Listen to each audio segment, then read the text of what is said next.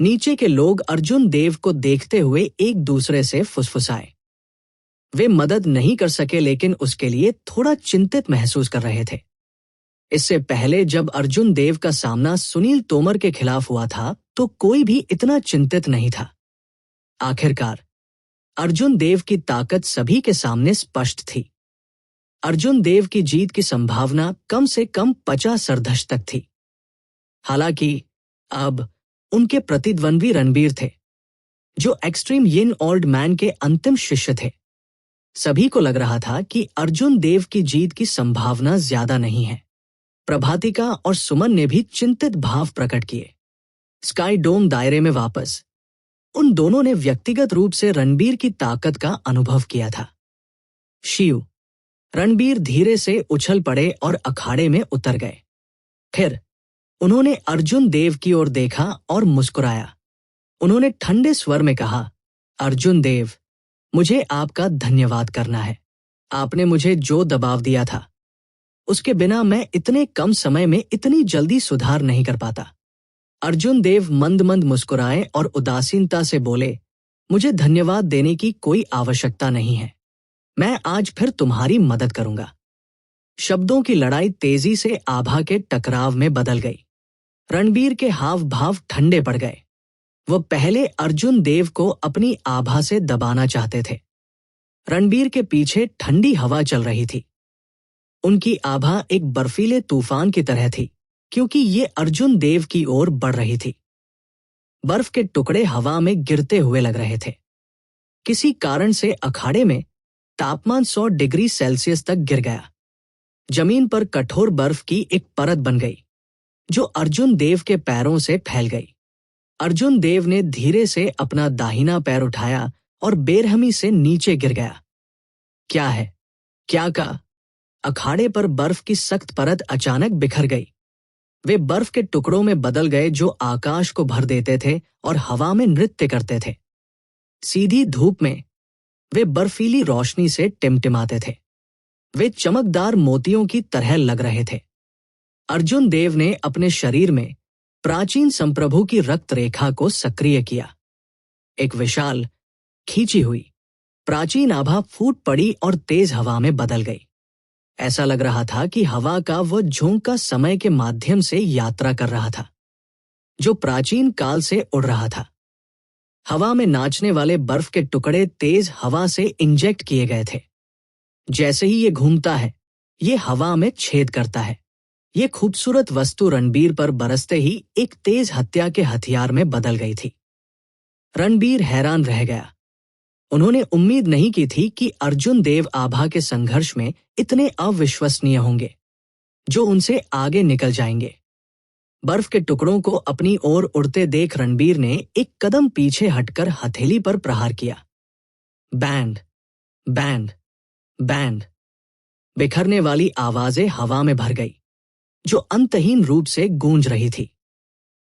इस हथेली के प्रहार के बल ने बर्फ के सभी टुकड़ों को चूरन में चकनाचूर कर दिया।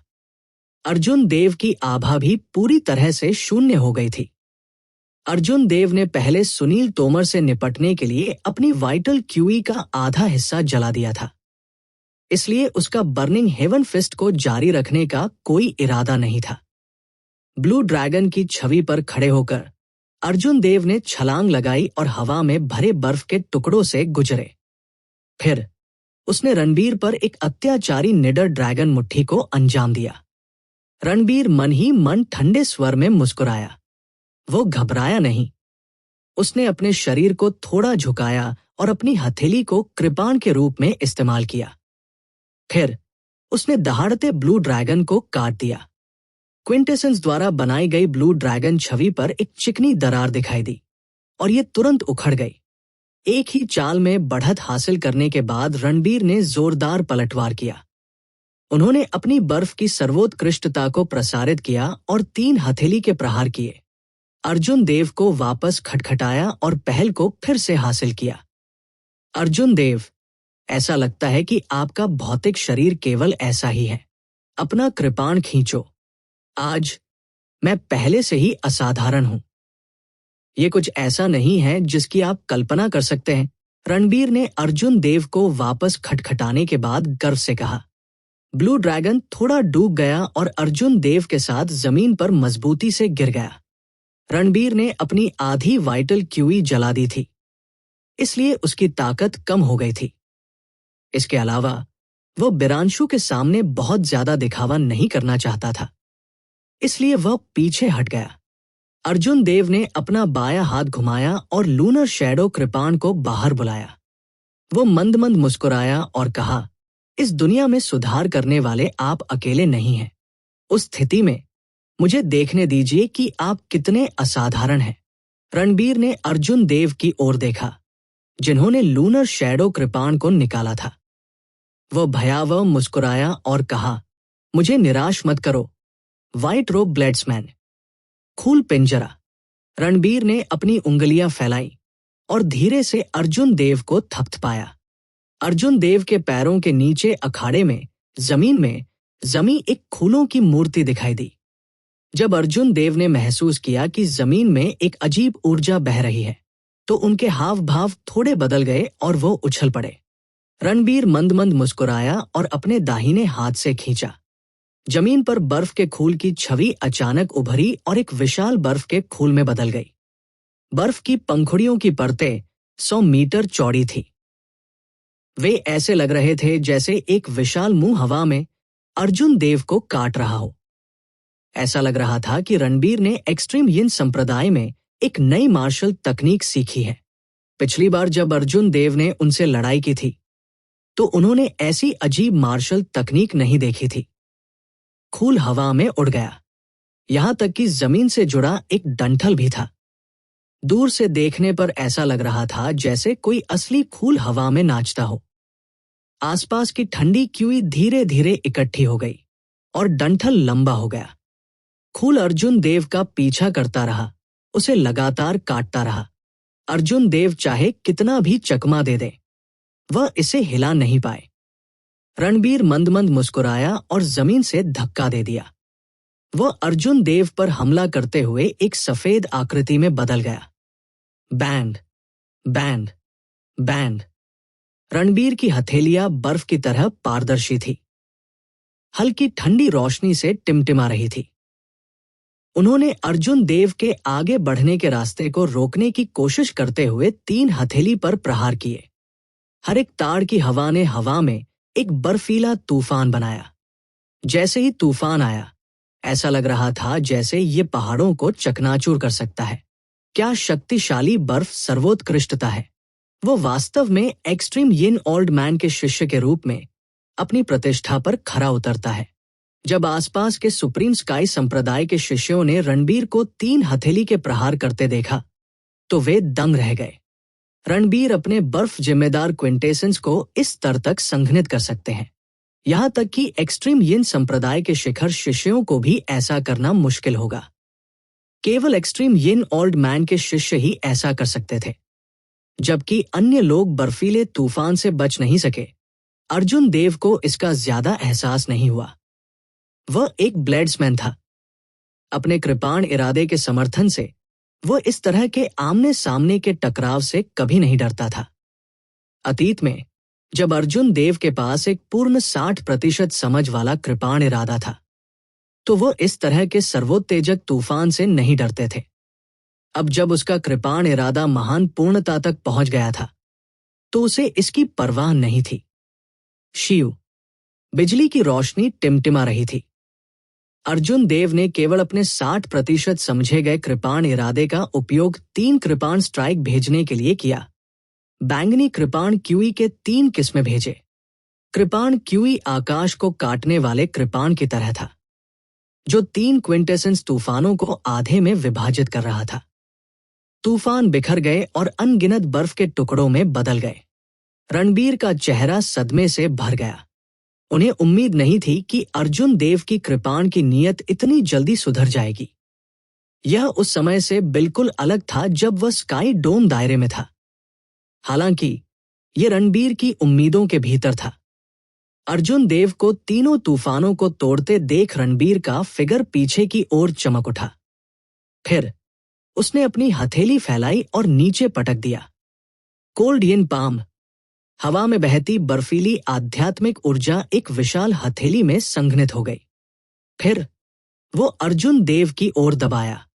हथेली में एक्सट्रीम यिन संप्रदाय की बर्फ की विशेष अवस्था थी। आसपास के यिन और यांग संतुलन से बाहर थे और यांग जिम्मेदार ऊर्जा को लगातार निचोड़ा जा रहा था। यांग जिम्मेदार ऊर्जा ने यांग की लपटों के झुरमुट बनाए जो तीर की तरह आसपास के वातावरण में गोली मारते थे। जब यांग की लपटें जमीन पर गिरी तो उन्होंने खुले गहरे गड्ढों को फोड़ दिया। कुछ बदकिस्मत हाओटियन संप्रदाय के शिष्य यांग की लपटों से प्रभावित हुए और खून की उल्टी कर दी, जिससे अन्य चौंक गए। अर्जुन देव के हाव भाव गंभीर हो गए। हथेली पर यह प्रहार रणबीर की घाघ तकनीक थी। ऐसा लग रहा था कि रणबीर उसका पीछा करते हुए बर्फ के फूलों में उसे मजबूर करने के लिए दृढ़ थे।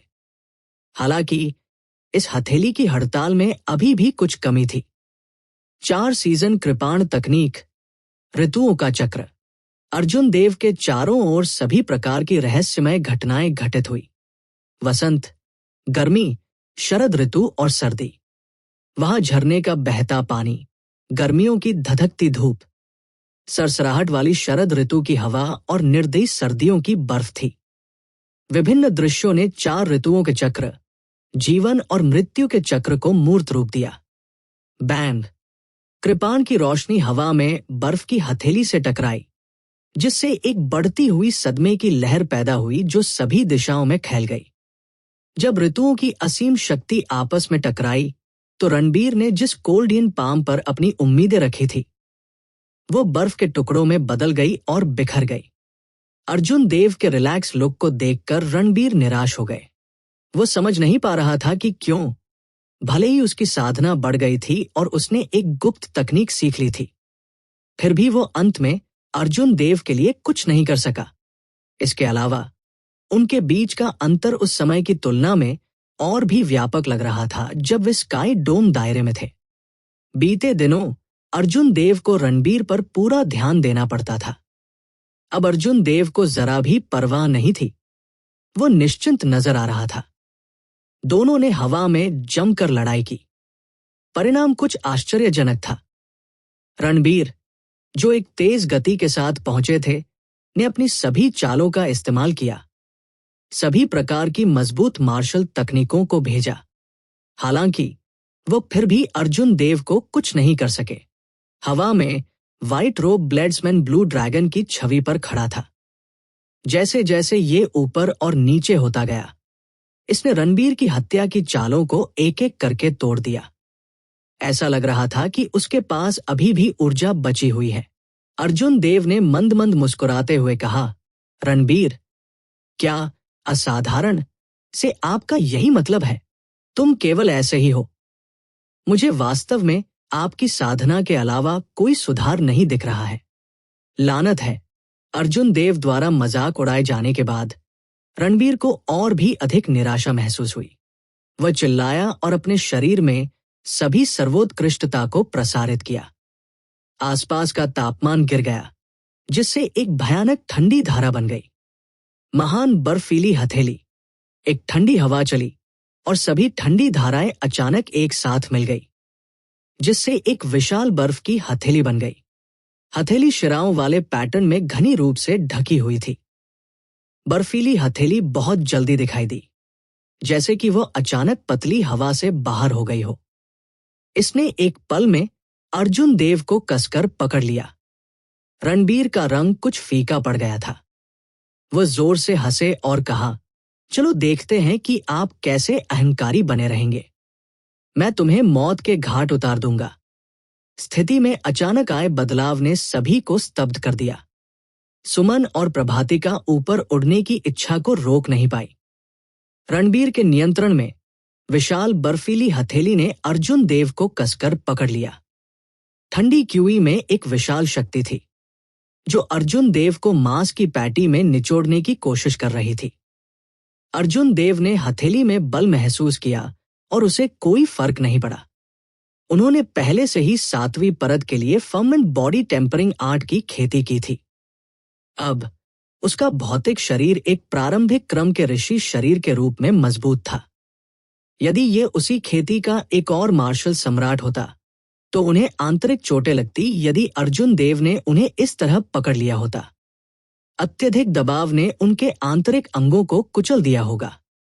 हालांकि अर्जुन देव का भौतिक शरीर पहले से ही इतना भयानक था।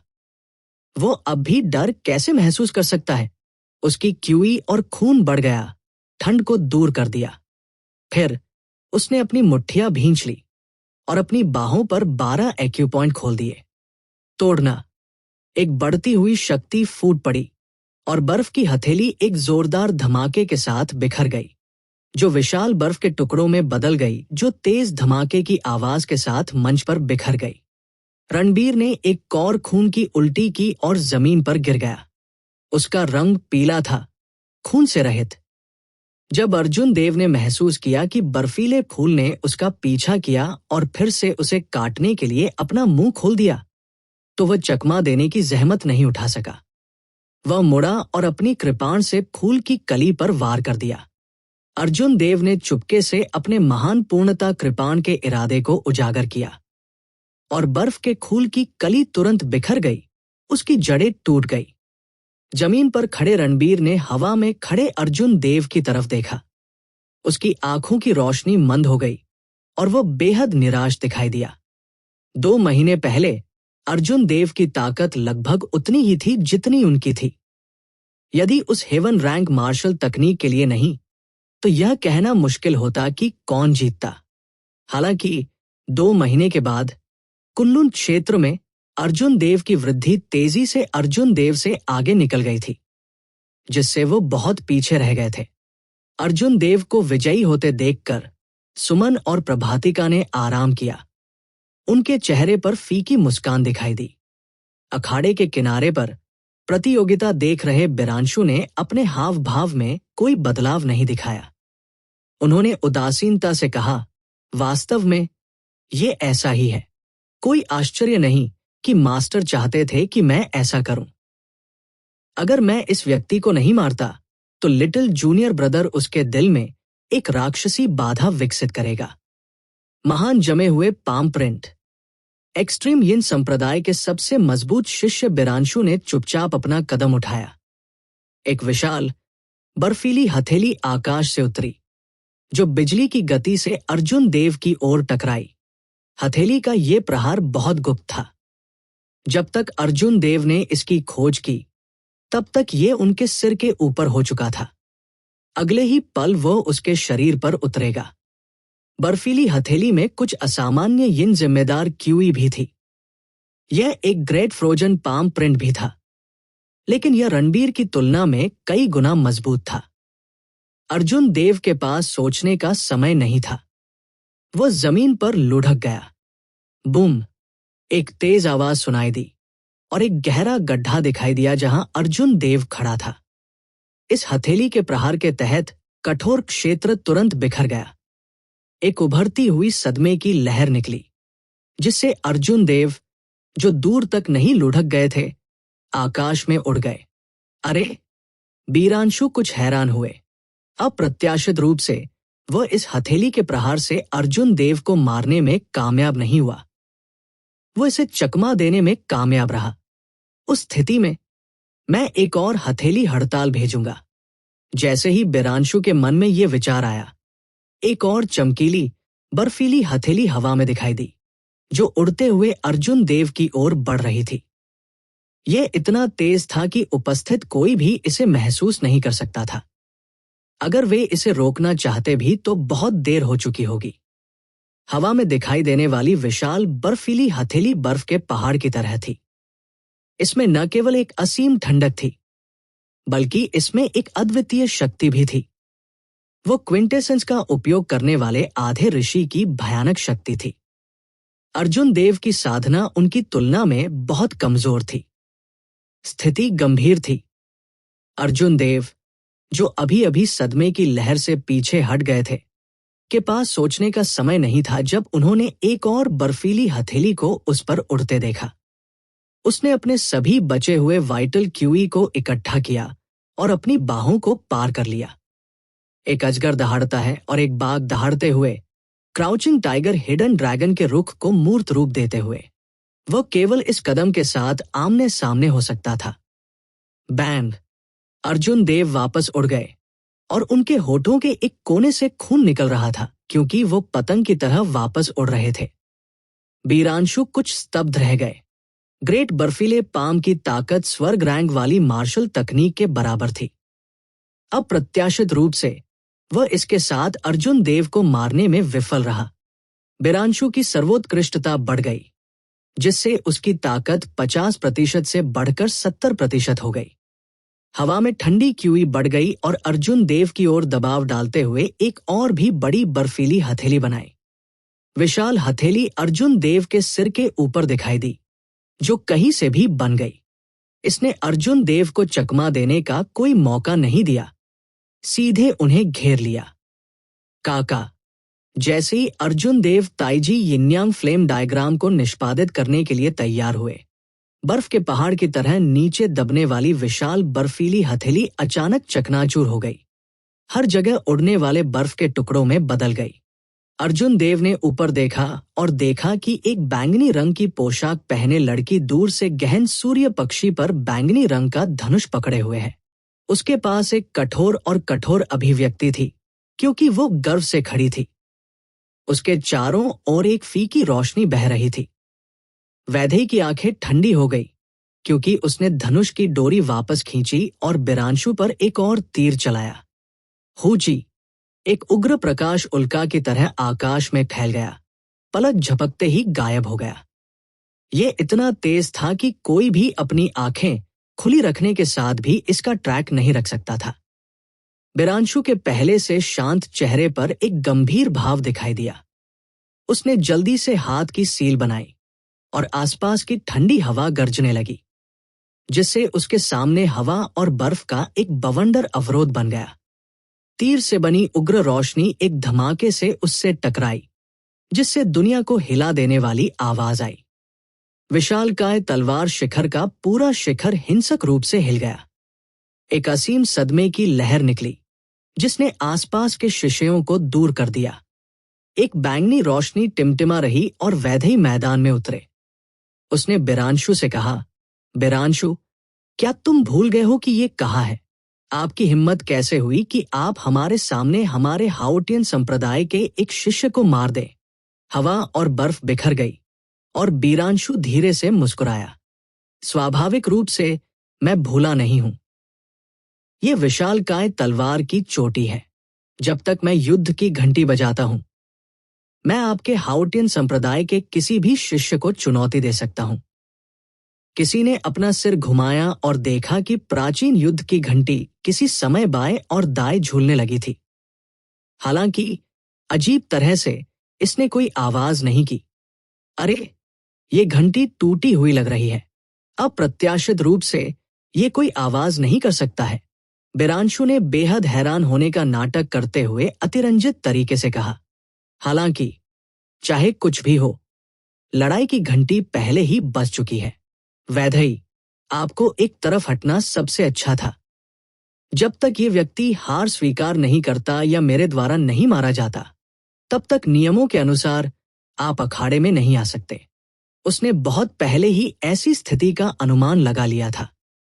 वो अपनी पीठ के पीछे हाथ रखकर सीधा खड़ा हो गया और वैदेही को बेजबान से देखने लगा। वैदेही के हाव भाव बदल गए। उसे उम्मीद नहीं थी कि बीरांशु से निपटना इतना मुश्किल होगा। उसने उन सभी शब्दों को अवरुद्ध कर दिया था जो वो कहना चाहती थी। हाँ, मैं सिर्फ मजाक कर रहा था। मैं वास्तव में ऐसे व्यक्ति को मारने से घृणा करता हूं। अर्जुन देव, मैं तुम्हारी जान बख्श दूंगा। मेरा जूनियर भाई आएगा और इसे व्यक्तिगत रूप से लेगा। बीरांशु मनमौजी थे। उन्हें अर्जुन देव की बिल्कुल भी परवाह नहीं थी। अचानक वह जोर से हंसा और जल्दी से रणबीर के साथ चला गया। दूसरा बड़ा भाई, तुमने उस बटोरे को क्यों जाने दिया? ये पहले इतना अच्छा मौका था। रणबीर ने बेहद उलझन में महसूस करते हुए पूछा। बीरांशु ने उदासीनता से कहा, अब कोई अवसर नहीं था। वो लड़का 2 बेहतरीन अवसरों को चकमा देने में कामयाब रहा। अब जब वैदेही प्रकट हुए तो क्या आपको लगता है कि वह बस वैसे ही देखेगी जैसे मैंने उस बट्टे को पीट पीट कर मार डाला? अर्जुन देव के हाव भाव उदास हो गए। जैसे ही उसने बिरांशु को जाते देखा, उसने अपने शरीर में शेष सभी वाइटल क्यूई को जला दिया। अर्जुन देव का खून उमड़ पड़ा और उफनती नदी की तरह बहने लगा। मोनाग ब्लड ग्रास में छिपी संप्रभु की आभा फैल गई और उसकी आभा बढ़ गई। उसके सिर पर तीसरी आंख के एक्यूपॉइंट से नीला धुआं उठा और आकाश में चला गया। फर्मेंट बॉडी टेम्परिंग आर्ट के 7वीं परत तक बढ़ने के बाद यह पहली बार था जब अर्जुन देव ने बिना कुछ भी पकड़े अपनी सारी वाइटल क्यूई को जला दिया। हवा में हरा धुआं उड़ गया और एक हरी लौ तेजी से फैल गई। नीला आकाश तुरंत हरे रंग में जल गया। आग की लपटों की परतें परतें बाहर निकल गई और ड्रैगन की दहाड़ बिना किसी अंत के बाहर निकल गई। तेजी से आगे बढ़ रहा बिरांशु अचानक हवा में रुक गया। उसकी अभिव्यक्ति गंभीर हो गई क्योंकि उसने बिना किसी चेतावनी के आकाश में हथेली का प्रहार किया। बिरांशु की हथेली बर्फ की तरह पारदर्शी थी, ठंडी रोशनी से टिमटिमा रही थी। उसकी प्रतिक्रिया की गति पहले से ही बहुत तेज थी, लेकिन वह अभी भी बहुत धीमा था। वह थोड़े समय में अपनी सारी सर्वोत्कृष्टता को इकट्ठा नहीं कर सका। उसने अपनी हथेली को आधा ही बाहर निकाला था कि नीला ड्रैगन मुट्ठी आकाश से उतरी, जिसमें एक उभरता हुआ ड्रैगन पराक्रम था। आसमान से एक तेज गड़गड़ाहट आई, जिससे आकाश और पृथ्वी हिल गई। अंतरिक्ष कांप उठा और एक भयानक फैल सकता है, यहां तक कि दूर के कई शिष्यों ने भी अपने दिलों में डर महसूस किया। बीरांशु ने महसूस किया कि उसका हाथ सुन्न हो गया है और अनियंत्रित रूप से कांप रहा है।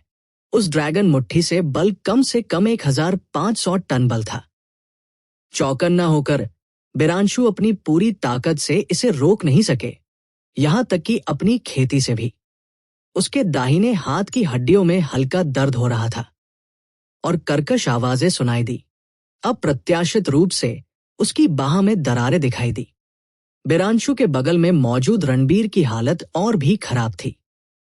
सदमे की लहर ने उसे मारा और उसे तोप के गोले की तरह वापस उड़ते हुए भेज दिया। दूरी में एक पहाड़ से टकरा गया।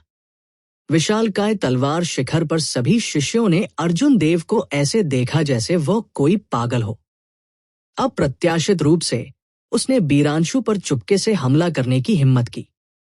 कौन थे बीरांशु? वह देवलोक डोमेन की युवा पीढ़ी के 7 दिग्गजों में से एक थे। वो कम उम्र में ही प्रसिद्ध हो गए थे। उन्होंने गर्वित पुत्र ऑफ हेवन रैंकिंग के शीर्ष 10 में कब्जा कर लिया था। साधना के इस युग में वह सबसे चमकदार मानव कृषकों में से एक था। उनकी प्रतिष्ठा वैदेही से भी अधिक थी। कोई फर्क नहीं पड़ता कि वह कहाँ गया। यहां तक कि महान परिवारों के 9 रैंकों के आंतरिक संप्रदाय के बुजुर्गों ने भी उसे नाराज करने की हिम्मत नहीं की। वे केवल उसके साथ सम्मान के साथ व्यवहार कर सकते थे। ऐसा इसलिए था क्योंकि वह भविष्य का सम्राट वू हो सकता है। उसे अपमानित करना एक सम्राट वू को अपमानित करने के बराबर था। परिणाम भयानक होंगे। कोई भी उनके साथ दुश्मन बनने को तैयार नहीं था। इसलिए जब बीरांशु ने अर्जुन देव पर चुपके से हमला किया, तो विशालकाय तलवार शिखर पर नीले कपड़े पहने बुजुर्ग ने बीरांशु को रुकते हुए देखकर कुछ भी कहने की हिम्मत नहीं की। वह केवल मामले को आराम दे सकता था। यहां तक कि वैधाई जैसे मजबूत व्यक्ति, हाउटियन संप्रदाय के शीर्ष सच्चे उत्तराधिकारी और 7 दिग्गजों में से एक, ने बीरांशु को जाते हुए देखकर नहीं रोका। हालांकि अर्जुन देव एक आंतरिक संप्रदाय के शिष्य और एक ब्लेड्समैन जो केवल एक मेडल ग्रेड मार्शल सम्राट था, ने वास्तव में बीरांशु पर हमला किया। इसके अलावा वो बहुत निर्दयी था। बीरांशु, कोई भी तुम्हारे साथ मजाक नहीं कर रहा है। चूंकि आपने इस लड़ाई को छोड़ दिया है, इसलिए मैं निश्चित रूप से भविष्य में एक्सट्रीम यिन संप्रदाय का दौरा करूंगा और खुले तौर पर युद्ध की घंटी बजाऊंगी। अर्जुन देव के सफेद वस्त्र बीरांशु को देखते ही हवा में लहरा रहे थे। उन्होंने एक एक शब्द को सुरीली आवाज में उच्चारण किया। वो 7 दिग्गजों के बारे में कुछ भी नहीं जानता था, नहीं वो भविष्य के महान सम्राट के बारे में कुछ भी जानता था। वो किसी को ठेस पहुंचाने से नहीं डरता था। वो केवल इतना जानता था कि एक मार्शल कलाकार के रूप में सबसे बुनियादी सिद्धांत ये था कि अगर कोई उस पर चुपके से हमला करता है तो उसे एहसान वापस करना होगा। वो डर और कायरता के कारण अपने दिल में इस गुस्से को दबा नहीं सका, जिससे वो खुद को असहज और उदास बना रहा था। वो स्पष्ट रूप से आपको मारना चाहता था, लापरवाही से आपको थप्पड़ मारना चाहता था। तो वो इसे मजाक के साथ कैसे समाप्त कर सकता है? वो कैसे कह सकता था कि उसने एक कदम उठाने और सब कुछ छिपाने का तिरस्कार किया? कोई फर्क नहीं पड़ता कि वह कितना नीच था, फिर भी उसकी मूल गरिमा थी। एक तलवारबाज के रूप में वह झुकने के बजाय तोड़ना पसंद करेगा। बीरांशु को अपने दाहिने हाथ में तीव्र दर्द महसूस हुआ। उसने अर्जुन देव को मौके पर ही मारने की इच्छा का बलपूर्वक विरोध किया। उन्होंने ठंडे स्वर में कहा, यहां तक कि मयंक भी मेरे खिलाफ युद्ध की घंटी बजाने के लिए चरमयीन संप्रदाय में जाने की हिम्मत नहीं करता है। बव्वा, तुम उससे भी ज्यादा घमंडी हो। मुझे बहुत लंबा इंतजार मत करो, नहीं तो मैं तुम्हारा सिर ले लूंगा। बीरांशु ने विशालकाय तलवार शिखर पर वैदेही पर नजर डाली, फिर हाउटियन शहर के ऊपर तैरते हुए आंतरिक शहर को देखा। आखिरकार ये अभी भी हाउटियन संप्रदाय का क्षेत्र था।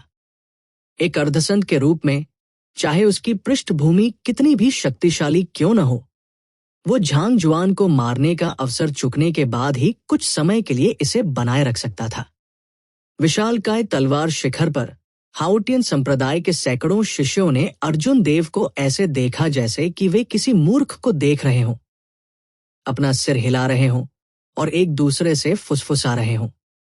ये आदमी बहुत अज्ञानी है। क्या वह वास्तव में सोचता है कि वह सिर्फ इसलिए अजेय है क्योंकि उसने रणबीर और सुनील तोमर को हराया है? अप्रत्याशित रूप से वह बीरांशु को चुनौती देने की हिम्मत करता है। यह युवा पीढ़ी के 7 दिग्गजों में से एक है। यहां तक कि हमारे हाउटियन संप्रदाय के सच्चे उत्तराधिकारियों को भी जब वे उसे देखते हैं तो उन्हें एक चक्कर लगाना पड़ता है। मानव जाति के देवलोक डोमेन में 10 अरब लोगों की आबादी है। इन 7 लोगों के लिए अनगिनत प्रतिभाओं से अलग दिखने और इतने सालों तक खड़े रहने के लिए वे औसत दर्जे के कैसे हो सकते हैं? ये सही है, पिछले कुछ वर्षों में मार्शल कलाकारों का स्वर्ण युग उतर आया है। युवा प्रतिभाएं एक के बाद एक उभरी हैं और उत्कृष्ट लोगों की कोई कमी नहीं है। हालांकि कोई फर्क नहीं पड़ता कि वे प्रसिद्ध होने के लिए कितने उत्सुक हैं, फिर भी वे 7 दिग्गजों को चुनौती देने की हिम्मत नहीं करते हैं। अगर पहली वरिष्ठ बहन यहां नहीं होती तो वह बहुत पहले ही मौत के घाट उतार दिया गया होता। मुझे वास्तव में आश्चर्य है कि उसे बीरांशु को चुनौती देने की हिम्मत कहां से मिली। अर्जुन देव के कानों में तरह तरह की बातें और उपहास घुस गए, लेकिन अर्जुन देव ने इसकी परवाह नहीं की। वह उन पर ध्यान देने की जहमत नहीं उठा सकता था। वह अभी अभी कुन लुन आया था और उसकी खेती कम थी। जब वह पर्याप्त मजबूत नहीं था तो वह बाहरी दुनिया के शोर और बेचैनी पर ध्यान नहीं देता था। यहां तक कि जब उन्होंने कुछ प्रहती की और आंतरिक गर्भगृह में प्रसिद्ध हो गए तो सभी प्रकार की प्रशंसा और प्रशंसा का सामना करते हुए उनका दिल नहीं बदला। वह बस उदासीनता से मुस्कुराया और खेती करना जारी रखा। देव कबीले के मोहे शहर से स्वर्गीय कृपान मंडप तक, महान किन राष्ट्र से प्राचीन उजाड़ भूमि तक, असीम समुद्र तक और अंत में महान जिन राष्ट्र के ड्रैगन सीलिंग शहर तक। अंत में वह स्काई डोम दायरे से कुन्नुन दायरे में चला गया। रास्ते में अर्जुन देव ने बहुत सारे उतार चढ़ाव का अनुभव किया था। वह एक बार हर जगह प्रसिद्ध था और एक बार चट्टान के तल पर गिर गया था, किसी के लिए भी अनजान। अतीत में अपने हत्या के इरादे को प्रशिक्षित करने के लिए उसने 1 वर्ष तक गहरे समुद्र के युद्ध के मैदान में अथक वध किया था। मानव दुनिया में प्रसिद्धि, भाग्य, महिमा और वैभव, वो लंबे समय से इसके प्रति बहुत बहुत उदासीन था। उन्होंने केवल अपने सिद्धांतों का पालन किया और उनका दिल महान दांव की ओर निर्देशित था। वो और कुछ नहीं चाहता था, वह अपने दांव के लिए रहता था और कभी भी दूसरों की राय और राय की परवाह नहीं करता था। बीरांशु ने उसे धमकाया, उसे अपमानित किया और यहां तक कि उसे मारना भी चाहता था। अगर वह इसे सहन कर सकता था तो जीने का क्या मतलब था? अर्जुन देव, तुम बहुत उतावला हो। बीरांशु उस तरह की प्रतिभा नहीं है जो आगे बढ़ने के लिए औषधीय गोलियों पर निर्भर थी। वो उतना सरल नहीं है जितना आप सोचते हैं। ललिता देव ने थोड़ी सी भौहें चढ़ाते हुए धीरे से कहा। वैदेही ने थोड़ी सी भौहें चढ़ाते हुए धीरे से कहा। बीरांशु जैसा प्रबल शत्रु होना अर्जुन देव के लिए बहुत खतरनाक था। अर्जुन देव ने कहा, मैं समझता हूं। हालांकि मैंने ये बात लापरवाही से नहीं कही। मैं निश्चित रूप से अधिकतम 1 वर्ष या कम से कम आधे वर्ष में चरम यिन संप्रदाय में जाऊंगा। वैदेही ने सीधे अर्जुन देव की आंखों में देखा। ये देखने की कोशिश कर रहा था कि वो अपने दिल में क्या सोच रहा था। शांति के अलावा उन पिचकाली आंखों में केवल शांति थी। वे शरद ऋतु के पानी के एक पूल की तरह थे, शांत और बेफिक्र। वो न तो दास था और न ही दबंग था, न तो खुशी और न ही दुख दिखा रहा था। हालांकि वैदेही की चमकदार आंखों की गहराई में वो उस गर्व और आत्मविश्वास को देख सकती थी जिसे अर्जुन देव ने अपने दिल की गहराइयों में छिपाया था। अर्जुन देव हाइबरनेशन में एक सच्चे ड्रैगन की तरह थे, जो हवाओं और बादलों को उठते और गिरते हुए देख रहे थे। जब समय आता था तो वह समुद्र से बाहर निकलता था और बादलों में उड़ता था, आकाश में उड़ता था। पहली वरिष्ठ बहन की मदद के लिए बहुत बहुत धन्यवाद। अर्जुन देव पहले विदा लेंगे। अर्जुन देव ने वैदेही को मुट्ठी मुट्ठी से सलामी दी और उन्हें तहे दिल से धन्यवाद दिया। फिर सभी की आंखों के सामने वो ब्लू ड्रैगन छवि पर खड़ा हो गया और बादलों में गायब हो गया। वैदेही बहुत देर तक मन ही मन बुदबुदाती रही। फिर उसने अपने सुंदर चेहरे पर एक गंभीर अभिव्यक्ति प्रकट की। वो बुदबुदाया, मैं उसके आर पार नहीं देख सकती। भले ही मैं उसका गौरव देख सकता हूं, लेकिन मैं उसका दिल नहीं देख सकता। शायद वो वास्तव में एक चमत्कार कर सकता है। हाउटियन संप्रदाय ने अर्जुन देव को जन्म दिया। मुझे आश्चर्य है कि अन्य संप्रदाय किस तरह के लोगों को पैदा करेंगे, अन्य डोमेन में किस तरह की प्रतिभाएं होंगी। ऐसा लग रहा है कि अराजक समय वास्तव में आ रहा है। इसके तुरंत बाद वैदेही को कुछ सोचने लगा। उसने कहा, नहीं, मुझे संप्रदाय गुरु से बात करनी है। अर्जुन देव जैसा जीनियस इस तरह से बिल्कुल नहीं मर सकता, अन्यथा ये हमारे हाउटियन संप्रदाय के लिए सबसे बड़ी क्षति होगी। अर्जुन देव के कंधे पर अत्यधिक आध्यात्मिक ऊर्जा के साथ गहन सूर्य पक्षी ने पुसी ध्वनि के साथ अपना वास्तविक रूप प्रकट किया। फिर ये वैदेही को आंतरिक शहर के ऊपर आकाश में ले गया। ऐसा लग रहा था कि वहां कुछ भी नहीं है। हालांकि ऐसा लग रहा था कि ये वैदेही की मंजिल है। अर्जुन देव, तुम सच में पागल हो। अप्रत्याशित रूप से आप आधे साल में एक आधे ऋषि को चुनौती देना चाहते हैं। अर्जुन देव के अपने आंगन में लौटने के बाद अमर आत्मा की अंगूठी में मौजूद अभिमा ये कहने से खुद को रोक नहीं सकी। अर्जुन देव ने दूर से देखते हुए आंगन में चाय की चुस्की ली। जैसे ही उसने सामने की साफ झील को देखा, उसने कहा, क्या ये असंभव है? मेरे पास पर्पल थंडर डिवाइन इंटेंटेशन है, जो हेवन रैंक की गई खेती तकनीक से आगे निकल जाता है। मेरे पास युवा पीढ़ी का एक बेजोड़ भौतिक शरीर भी है। मेरे और बीरांशु के बीच एकमात्र अंतर खेती का है। अभिमा दंग रह गई। उसने कहा, आप इसे वास्तव में आसान बनाते हैं। ये सिर्फ खेती है। सिर्फ साधना से आपका क्या मतलब है? कोई फर्क नहीं पड़ता कि आपका पर्पल थंडर डिवाइन इंटेंटेशन कितना मजबूत है या आप कितने प्रतिभाशाली हैं। आपको मिडिल ग्रेड मार्शल मोनार्क से हाफसेज तक आगे बढ़ने के लिए कम से कम 2 साल की आवश्यकता होगी। इसके अलावा बीरांशु नहीं रुकेगा और आपके पकड़ने का इंतजार करेगा। यदि वह मार्शल ऋषि की अड़चन को तोड़ देता है तो आप 5 साल से भी कम समय में उससे आगे नहीं निकल पाएंगे। अर्जुन देव ने सिर हिलाया और कहा, मैं समझता हूं। इसलिए मुझे सैवेज बैटलफील्ड में जाना होगा। मुझे गोल्डन सैवेज ऑक स्पिरिट कोर जैसे प्राकृतिक खजाने खोजने की जरूरत है। अभिमा ने सिर हिलाया और कहा, आप जंगली युद्ध क्षेत्र को अधिक सरल बना रहे हैं। वहां कई वर्जित भूमि है। उस समय थंडर किंग ने भी प्रवेश करने की हिम्मत नहीं की थी। इसके अलावा उस समय पूरे देवलोक डोमेन की सभी उत्कृष्ट प्रतिभाएं प्रवेश करेंगी। यहां तक कि कुछ ढीले किसान जो नियमों का पालन नहीं करते हैं, वे भी प्रवेश करेंगे। इतनी बड़ी प्रतियोगिता के साथ भले ही आपके पास मूल्यवान खजाना हो, आप इसे बाहर नहीं निकाल पाएंगे। अपनी सारी उम्मीदें सैवेज युद्ध क्षेत्र पर न रखें। अर्जुन देव ने थोड़ा भौहें चढ़ा दी।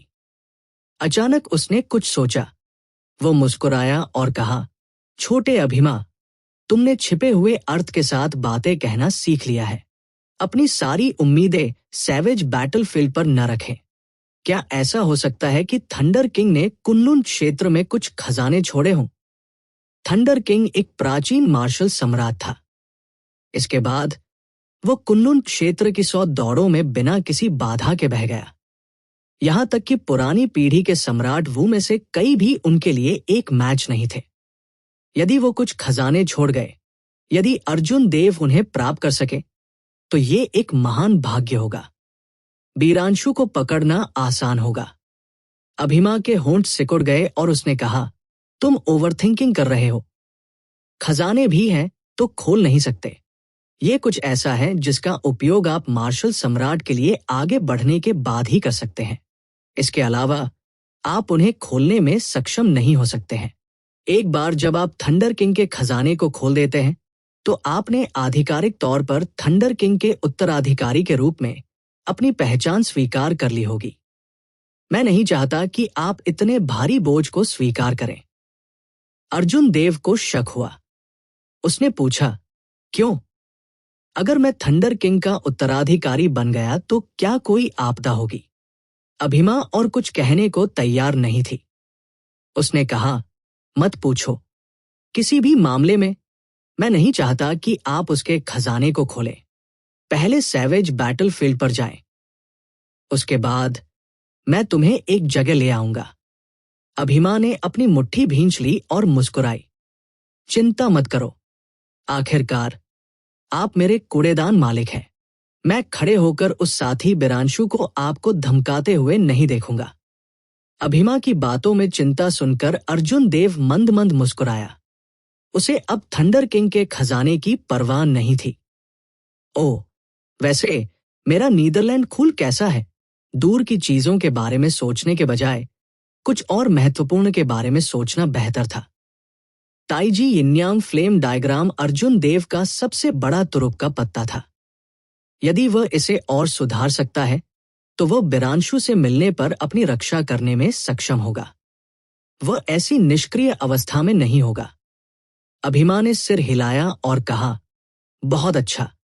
जब मैं आपसे बात कर रहा था, तो मैं फूलों की कली को पोषण देने के लिए यिन जिम्मेदार आध्यात्मिक ऊर्जा का उपयोग करना नहीं भूला। यह अगले 3 महीनों में पूरी तरह से परिपक्व हो जाएगा। यह थोड़ा धीमा है। अर्जुन देव ने सिर हिलाया और कहा, क्या यह तेज हो सकता है? इस तरह मेरे पास सैवेज बैटलफील्ड में एक और तुरुप का पत्ता होगा। अमर आत्मा की अंगूठी में पहाड़ों और नदियों की दुनिया में अभिमा ने पाताल के खूल के साथ खिलवाड़ किया। वो मुस्कुराई और बोली, बेशक। 3 million superior grade spirit stones में टॉस करें। नीदरलैंड का खूल 1 महीने में पक जाएगा। अर्जुन देव ने लापरवाही से 3 million superior grade spirit stones मांगे। यह अर्जुन देव की आधी संपत्ति के बराबर था। अर्जुन देव ने कहा, आप इसे बहुत सरल बनाते हैं। मेरे लिए स्पिरिट स्टोन्स जमा करना आसान नहीं है। इसके अलावा मेरे पास अपने लिए पर्याप्त स्पिरिट स्टोन भी नहीं है। अभिमा ने धीरे से कहा, जो कुछ भी है उसमें संतुष्ट रहो। आपने ऐसी peak grade immortal spirit ring मुफ्त में उठाई। आप और क्या चाहते हैं? आपकी ये अमर आत्मा की अंगूठी कुछ ऐसी थी जिसके साथ सम्राट वू खेलते थे। जब तक आप कुछ उच्च रैंक वाली स्पिरिट नसों को नहीं छीन सकते, तब तक आपको स्पिरिट स्टोन्स का उपयोग करना होगा यदि आप अत्यधिक उत्साह के माध्यम से चीजों को खराब करना चाहते हैं। असहाय अर्जुन देव केवल दिल के दर्द को सहन कर सकता था और स्पिरिट स्टोन्स को फेंक सकता था जिसे उसने इतनी मेहनत से अमर आत्मा की अंगूठी में अर्जित किया था। रिंग की दुनिया में तुरंत प्रकाश की एक सुंदर बारिश हुई। खूबसूरत अभिमा बारिश में टहलती परी की तरह लग रही थी। अर्जुन देव के गोरे जेड जैसे हाथों ने प्रकाश के पतंगों को पाताल के खूल की ओर निर्देशित किया।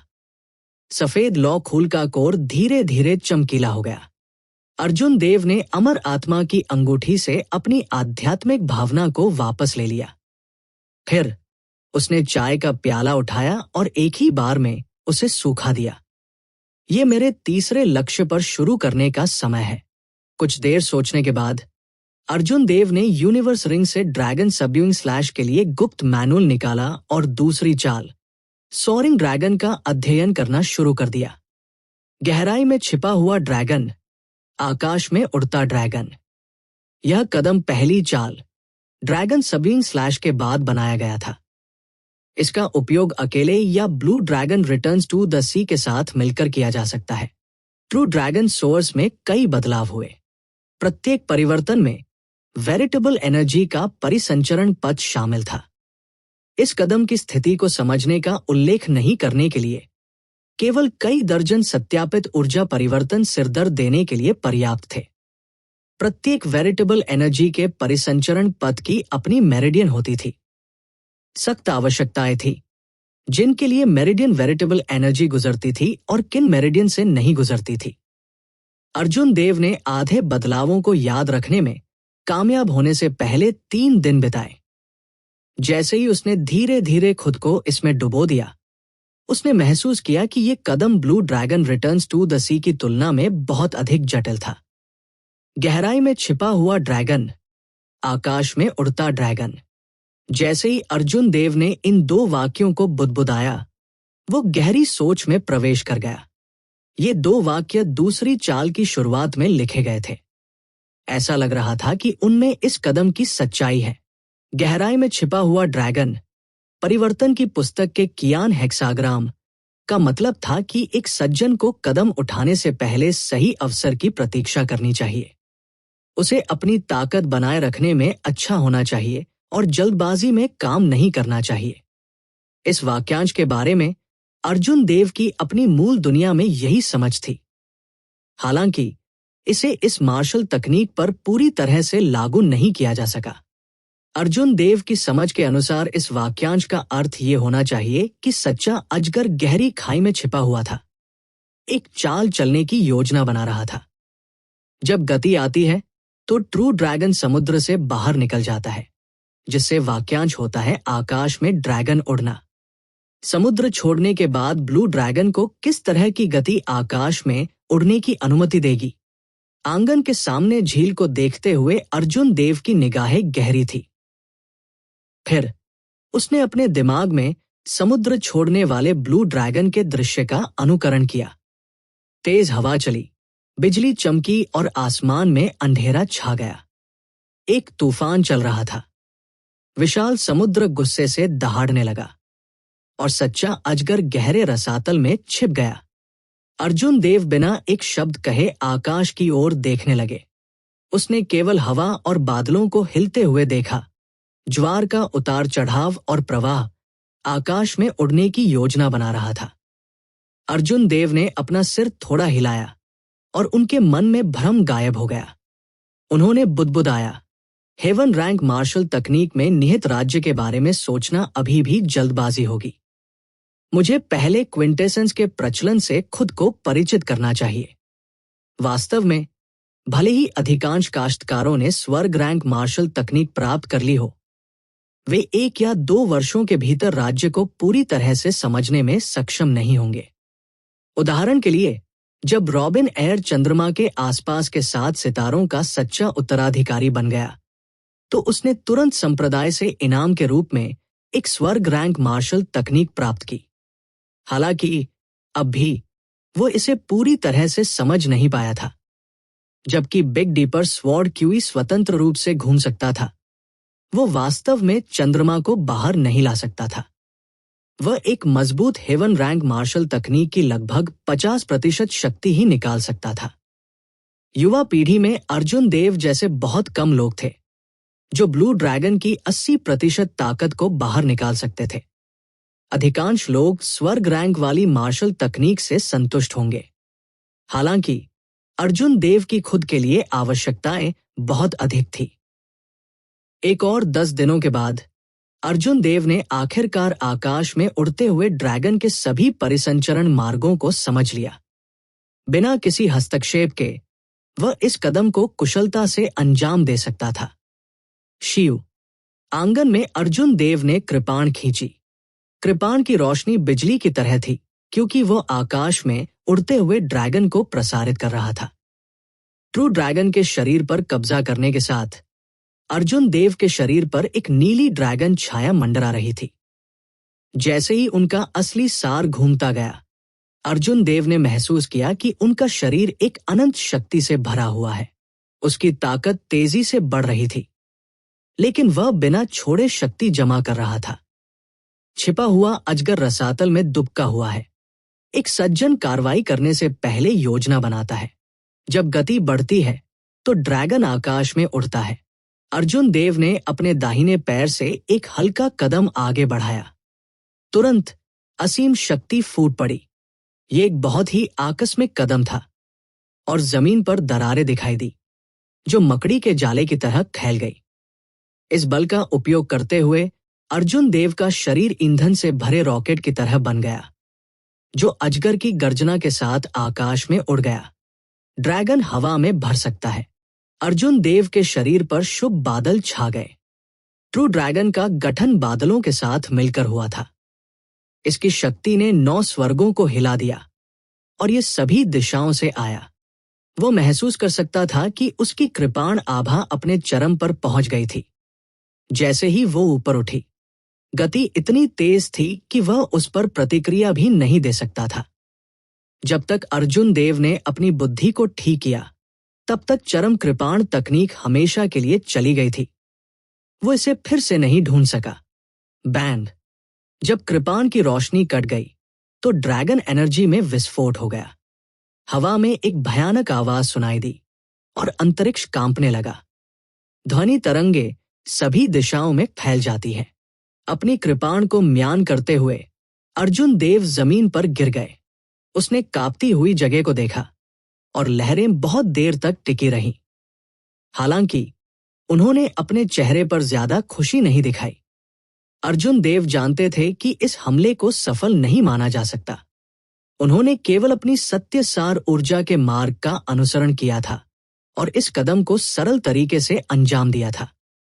छिपे हुए अजगर की स्थिति का उल्लेख नहीं करने के लिए रसातल में दुबक जाता है और अजगर आकाश में उड़ता है। उसने तकनीक को भी नहीं समझा था। छिपा हुआ अजगर रसातल में दुबका हुआ है। एक सज्जन कार्रवाई करने से पहले योजना बनाते हैं। अगर वह कार्रवाई नहीं करते हैं तो ठीक है, लेकिन जब वह ऐसा करते हैं तो ये दुनिया को हिला देगा। अर्जुन देव ने मन ही मन बुदबुदाया। जैसे ही वह चला गया, उसने तुरंत हमला करने के लिए उस चरम अवस्था को पकड़ लिया। अन्यथा अगर वो अवसर चूक गया तो शक्ति बहुत कम हो जाएगी। सामने दर्पण जैसी झील से एक सुंदर लड़की उड़ गई। अर्जुन देव ने अपनी भौहें ऊपर उठाई। जब उसने उस व्यक्ति का चेहरा देखा तो उसने खेती करना बंद कर दिया। सच्ची उत्तराधिकारी अंजलि धीरे से नीचे तैर रही थी। कुछ फुर्तीली छलांगों के साथ वो अर्जुन देव के पास उतरी। जूनियर भाई अर्जुन देव, हमारे जाने का समय आ गया है। पहले बड़ी बहन ने मुझे आकर तुम्हें ले आने के लिए कहा। आपको क्या तैयार करने की आवश्यकता है? जाओ और अपनी तैयारी करो। अर्जुन देव ने पहले ही दूसरे पक्ष के इरादों का अनुमान लगा लिया था, इसलिए उन्हें आश्चर्य नहीं हुआ।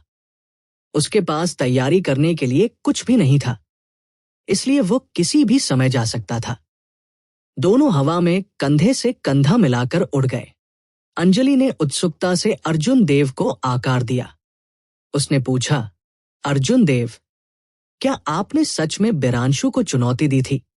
अर्जुन देव द्वारा विशालकाय तलवार शिखर पर बीरांशु को चुनौती देने की बात पूरे हाउटियन संप्रदाय में फैल गई थी।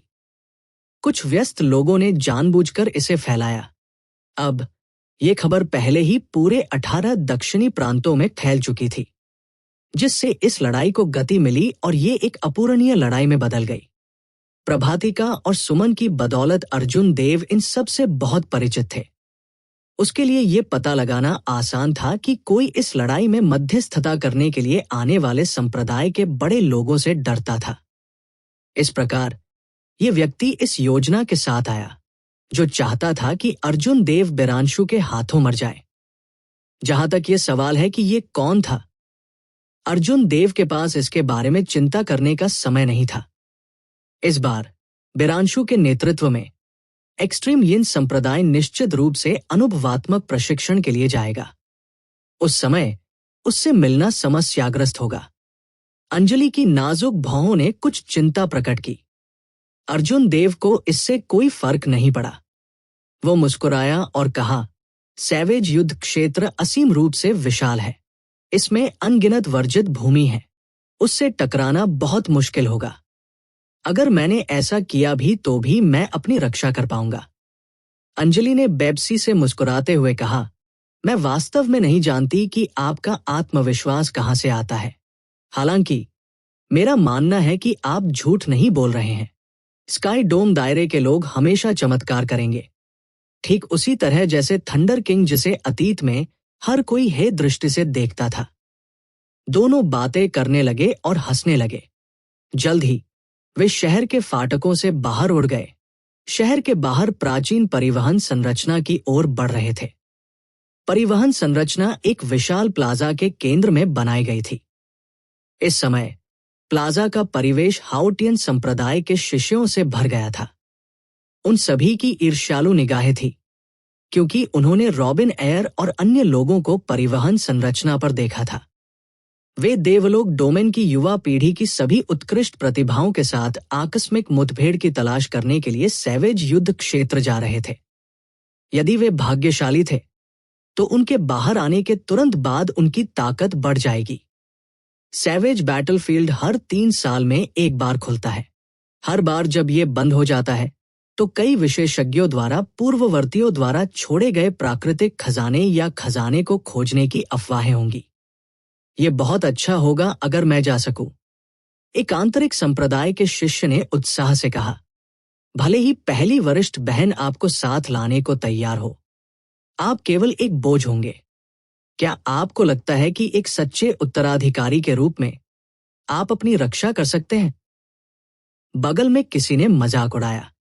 वो व्यक्ति शर्मिंदगी से मुस्कुराया और कहा, मैं सिर्फ मजाक कर रहा था। अगर वह मुझसे पूछती भी तो मैं जाने की हिम्मत नहीं करता। पर्याप्त शक्ति के बिना, भले ही मैं इतना भाग्यशाली था कि मुझे खजाना मिल गया, वो अन्य संप्रदायों के शिष्यों द्वारा छीन लिया जाएगा। अगर मैं बदकिस्मत हूं और एक ढीले किसान से मिलता हूं जो नियमों का पालन नहीं करता है, तो मैं अपनी जान भी गंवा सकता हूं।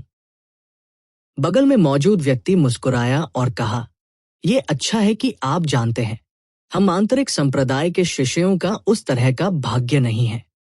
देवलोक डोमेन में आकस्मिक मुठभेड़ों की कई सार्वजनिक भूमि नहीं है। अरे, अर्जुन देव वहां भी क्यों है?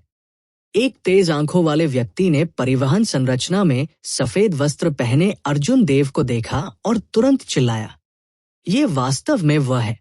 ऐसा नहीं हो सकता। वह सिर्फ एक आंतरिक संप्रदाय का शिष्य है। वह सैवेज युद्ध क्षेत्र में जाने के लिए कैसे योग्य हो सकता है? क्या वह सचमुच पागल हो गया था?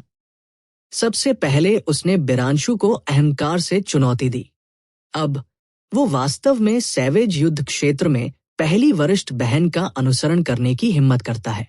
अपनी ताकत से अगर वह जाता भी है तो वह केवल मरेगा। वो वापस नहीं लौट पाएगा। अर्जुन देव के आने से भीड़ में हड़कंप मच गया। विभिन्न आंतरिक संप्रदाय के शिष्यों को अत्यधिक ईर्ष्या महसूस हुई। हाउटियन संप्रदाय के पहले बुजुर्ग वैधे को देखकर मुस्कुराए, क्योंकि वो अमर क्यूई से भरे परिवहन गठन पर खड़ा था। लिंगलिंग, मैं साथियों के इस समूह को आप पर छोड़ दूंगा। उन सभी को वापस लाने की पूरी कोशिश करें। वैदेही ने मुस्कुराते हुए कहा, पहले बुजुर्ग, चिंता मत करो, मैं उनकी रक्षा करने की पूरी कोशिश करूंगा। पहले बुजुर्ग ने धीरे से कहा, चलो चलते हैं, मैंने तुमसे कुछ जड़ी बूटियां खोजने के लिए कहा था। यदि कोई अवसर है तो जाएं और उन्हें प्राप्त करने का प्रयास करें। सैवेज बैटलफील्ड एक अनुभवात्मक प्रशिक्षण मैदान था। विभिन्न बड़े संप्रदायों का एक नियम था कि केवल उनके शिष्य ही प्रवेश कर सकते थे। मार्शल सेज से ऊपर के अन्य विशेषज्ञों को अंदर जाने की अनुमति नहीं थी। यदि प्रथम बुजुर्ग कुछ जड़ी बूटियां चुनना चाहता था तो वह केवल वैधाई से मदद मांग सकता था। वह इसके बारे में कुछ नहीं कर सकता था। परिवहन संरचना प्रकाश से टिमटिमा रही थी और समूह सभी की नजरों से गायब हो गया। 5000 किलोमीटर दूर ले जाया गया। जब सरस्वती, सरत और भीड़ में मौजूद अन्य लोगों ने ये दृश्य देखा तो उन्होंने उदास भाव दिखाए और दांत पीस लिए। उन्होंने सैवेज बीस्ट फॉरेस्ट में लगभग अपनी जान गंवा दी। अंत में उन्हें कुछ भी नहीं मिला। उनके मूड की कल्पना करना आसान था। सरस्वती ने ठंडे स्वर में कहा, चलो चलते हैं, आइए आलस्य न रखें। जब वह सफेद वस्त्र वाला बच्चा वापस आता है तो हमें उसकी अच्छी देखभाल करनी होगी। सैवेज युद्ध क्षेत्र विशाल देवलोक डोमेन के उत्तर में स्थित था, जो फीन डोमेन की सीमा पर था। अफवाह यह थी कि अमर युग समाप्त होने से पहले यह कुनलुन क्षेत्र का केंद्र था। सैवेज युद्ध क्षेत्र में असीम रहस्य थे। अमर युग के पतन और मार्शल युग के आने के बाद भी यह स्थान अभी भी फला खुला। अमर क्यूई हर जगह फैल गई। अनगिनत स्पिरिट जड़ी बूटियां बढ़ी। अमर संगीत अक्सर बजता था और कोई भी उड़ने वाले अमरों का भ्रम भी देख सकता था। हालांकि प्राचीन युग के 100 दौड़ युद्ध के दौरान इस स्थान को हमले का खामियाजा भुगतना पड़ा। यह विभिन्न मार्शल सम्राटों का युद्ध क्षेत्र बन गया, जिसने इस अमर क्षेत्र को मलबे में तब्दील कर दिया। ये एक महान लड़ाई थी जो 50,000 साल पहले से आगे नहीं बढ़ी थी। मार्शल युग के जन्म के बाद से इतनी बड़ी लड़ाई कभी नहीं हुई थी। प्राचीन युग के दौरान विभिन्न जातियों की मार्शल तकनीक अपने चरम पर पहुंच गई। कुत्तों के रूप में कई मार्शल ऋषि थे और बादलों के रूप में कई मार्शल सम्राट थे। जैसे जैसे उनकी ताकत बढ़ती गई, विभिन्न जातियां अपनी वर्तमान स्थिति और संसाधनों से असंतुष्ट हो गई। वे सभी कुनलुन क्षेत्र पर एकाधिकार करना चाहते थे और 3000 महान लोगों पर शासन करना चाहते थे। इसलिए सम्राटों का युद्ध छिड़ गया। उस लड़ाई में अनगिनत मार्शल सम्राट मारे गए। सम्राट वु, जो आमतौर पर हवा को बुलाते थे और बारिश को बुलाते थे, ने अपने दिन सितारों और चंद्रमा को तोड़ने में बिताए। बड़ी संख्या में उनकी मृत्यु हो गई। कुनलुन क्षेत्र की ताकत को एक अभूतपूर्व झटका लगा। राक्षसी दुनिया, जो अमर युग से अस्तित्व में थी, ने सम्राटों के युद्ध में हस्तक्षेप किया। उन्होंने सम्राट युद्ध में भी हस्तक्षेप किया। सैवेज युद्ध क्षेत्र को एक विशाल सम्राट की कब्र में बदलना चाहते थे। कुनलुन क्षेत्र के सभी मार्शल सम्राटों को दफना देना चाहते थे। विभिन्न जातियों के शेष संप्रभु मार्शल सम्राट अपने होश में आए और एक साथ काम किया। अंत में उन्होंने राक्षसी दुनिया की साजिश को तोड़ दिया और सभी 18 दानव सम्राटों को खदेड़ दिया। हालांकि सम्राटों के युद्ध के बाद कुनलुन क्षेत्र की महिमा हमेशा के लिए चली गई थी। कई जातियां इतिहास की लंबी नदी में भी गायब हो गई, फिर कभी नहीं मिली। जहां तक राक्षसी दुनिया की बात है, ये कुनलुन क्षेत्र की विभिन्न जातियों के लिए एक शाश्वत दुस्वप्न बन गया। ये लोगों के सिर पर लटकने वाली एक जानलेवा तलवार की तरह था, जिससे वे शांति से खाने या सोने में असमर्थ हो गए थे। विभिन्न जातियों ने सीमा पर शासन किया। उनका एक साझा शत्रु था, राक्षसी दुनिया। उनके बीच प्रतिस्पर्धा तीव्र थी। कभी कभी घर्षण होता था। हालांकि मौत की सच्ची लड़ाई फिर कभी नहीं होगी। नीले आकाश और सफेद बादलों में गहन सूर्य पक्षी पर खड़े होकर वैदेही ने अर्जुन देव और अन्य लोगों से जंगली युद्ध क्षेत्र की कुछ अज्ञात कहानियों के बारे में बात की। इसने अर्जुन देव और अन्य लोगों के क्षितिज को व्यापक बनाया। अप्रत्याशित रूप से सैवेज बैटलफील्ड के पीछे इतना भव्य अतीत था जिससे वे उत्साहित महसूस कर रहे थे। सैवेज युद्ध क्षेत्र देवलोक डोमेन के उत्तर में था और हाउटियन प्रांत दक्षिण में था। उत्तर और दक्षिण लाखों किलोमीटर की दूरी पर थे। यद्यपि ऐसी परिवहन संरचनाएं थी जो दूरी को कम कर सकती थी। परिवहन संरचनाएं उन्हें सीधे सैवेज युद्ध क्षेत्र में नहीं भेज सकती थी। इसलिए समूह वैदेही के गहन सूर्य पक्षी पर सवार हुआ। मैक 10 की गहन सूर्य पक्षी की गति के साथ वे बहुत समय बचा सकते हैं। ये सुनने के बाद अंजलि को शक हुआ। उसने पूछा, पहली वरिष्ठ बहन, आपने जो कहा उसके आधार पर क्या इसका मतलब ये नहीं है कि सैवेज युद्ध क्षेत्र में अन्य जातियों के युवा विशेषज्ञ होंगे? अर्जुन देव और अन्य लोग उत्सुकता से देखने से खुद को नहीं रोक सके। वे इस बारे में भी अधिक चिंतित थे। यदि अन्य जातियों के विशेषज्ञ होते तो प्रतिस्पर्धा और भी तीव्र होती। वैदेही ने सिर हिलाया और कहा, ऐसा नहीं होगा। उस समय यदि हमारी मानव जाति के 4 संप्रभु मार्शल सम्राट अकेले राक्षसी दुनिया के 18 दानव सम्राटों के खिलाफ नहीं लड़ रहे थे तो अन्य जातियों के सभी मार्शल सम्राट मर गए होते। सैवेज बैटलफील्ड अनुभवात्मक प्रशिक्षण की भूमि है जिसके लिए मानव ऋषियों ने हम जूनियर्स के लिए लड़ाई लड़ी थी। अन्य जातियों को प्रवेश करने की अनुमति नहीं है। समूह ने एक ही समय में राहत की सांस ली। हालांकि वैदेही ने धीरे से मुस्कुराते हुए कहा, हालांकि कुछ भी निरपेक्ष नहीं है। फीन रेस के बड़े कबीले और संप्रदाय अपने शिष्यों को अच्छी तरह से प्रबंधित कर सकते हैं। हालांकि ये हमारे देवलोक डोमेन की तरह है। वे फीन डोमेन के ढीले काश्तकारों का प्रबंधन नहीं कर सकते। रॉबिन एयर ने बीच में कहा, पहली सीनियर सिस्टर, आपने जो कहा उसके आधार पर हम निश्चित रूप से फीन रेस काश्तकारों से मिलेंगे। हमें बताओ, फीन रेस के काश्तकार हम इंसानों की तुलना कैसे करते हैं? वे बहुत मजबूत हैं। वे 5 प्रमुख दौड़ों में से एक हैं। वैदेही ने बुदबुदाने से पहले कुछ देर सोचा। प्राचीन युग के बाद से समय की लंबी नदी में कई जातियां गायब हो गई हैं। उनके निशान ढूंढना मुश्किल है। अब 5 प्रमुख जातियां अभी भी गौरवशाली हैं। उनकी विरासत नहीं बुझी है। उनमें से हर एक की अपनी ताकत है और इसे कम करके नहीं आंका जा सकता है। वे हम इंसानों से कमजोर नहीं हैं। मोटे तौर पर फीन रेस काश्तकारों की समझने की क्षमता इंसानों जितनी अच्छी नहीं है। हालांकि उनके भौतिक शरीर और रक्त रेखाएं मनुष्यों की तुलना में बहुत मजबूत है। ये कहने का कोई तरीका नहीं है कि कौन मजबूत या कमजोर है। यह अभी भी व्यक्ति पर निर्भर करता है। वैदेही ने आगे कहा, हालांकि स्पिरिट डेमन ब्लडलाइन वाले दानव कबीले के विशेषज्ञों को कम करके नहीं आंका जा सकता है। प्रतिभा के मामले में वे हम इंसानों से कमतर नहीं हैं और यहां तक कि थोड़े मजबूत भी हैं। स्पिरिट डेमन सबसे प्राचीन दानव जाति थी। वर्तमान आत्मिक जानवर उनके सभी वंशज थे।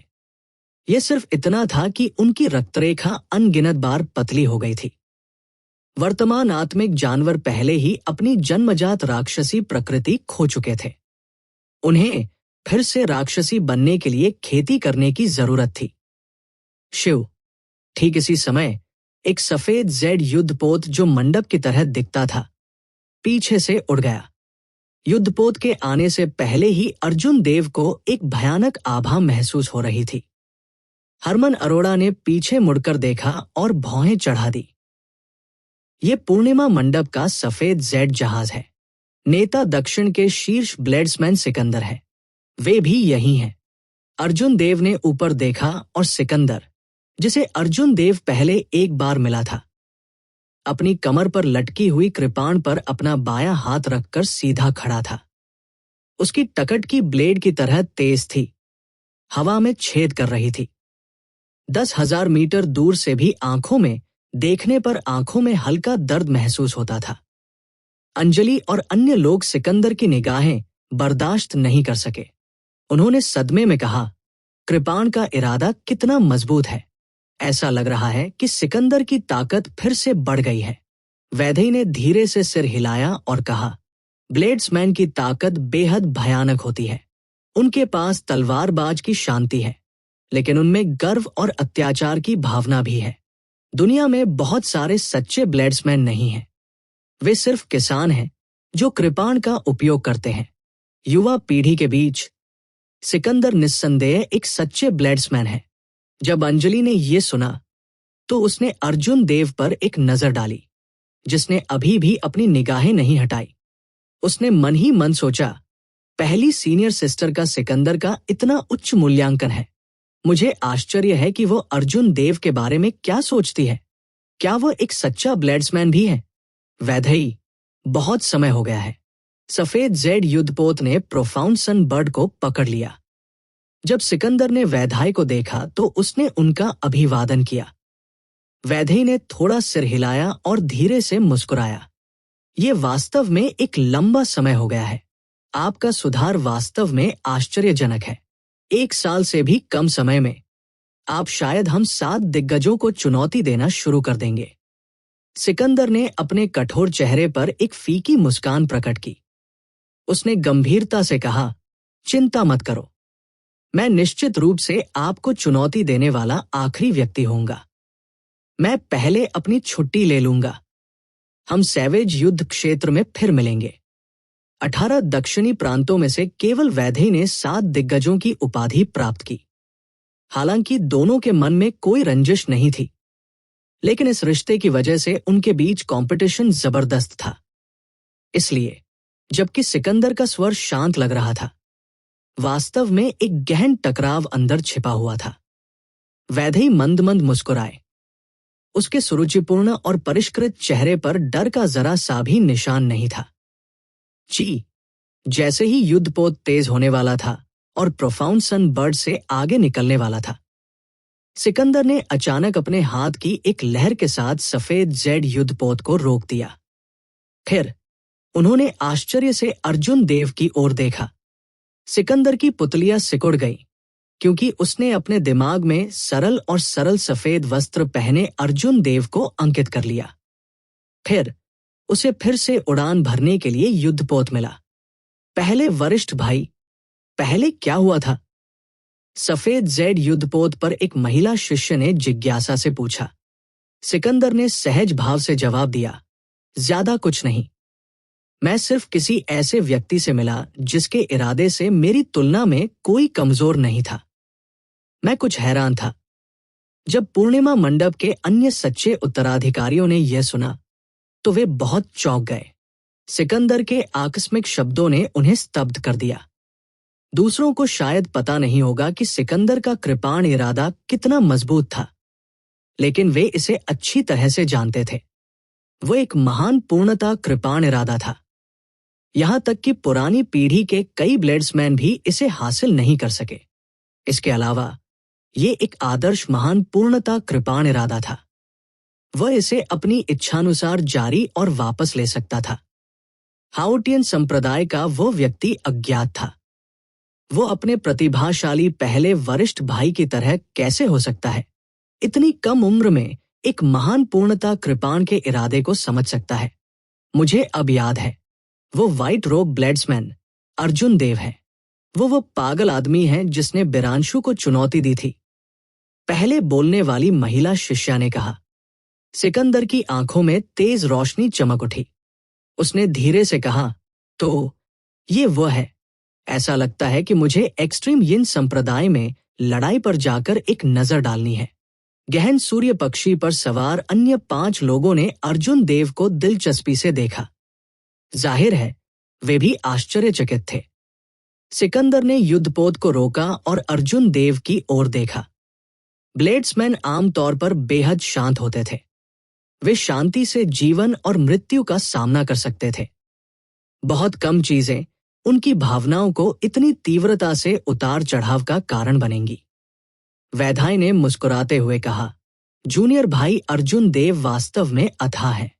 मुझे आश्चर्य है कि सिकंदर ने ऐसा क्या देखा जिससे वो इतना चौंक गया।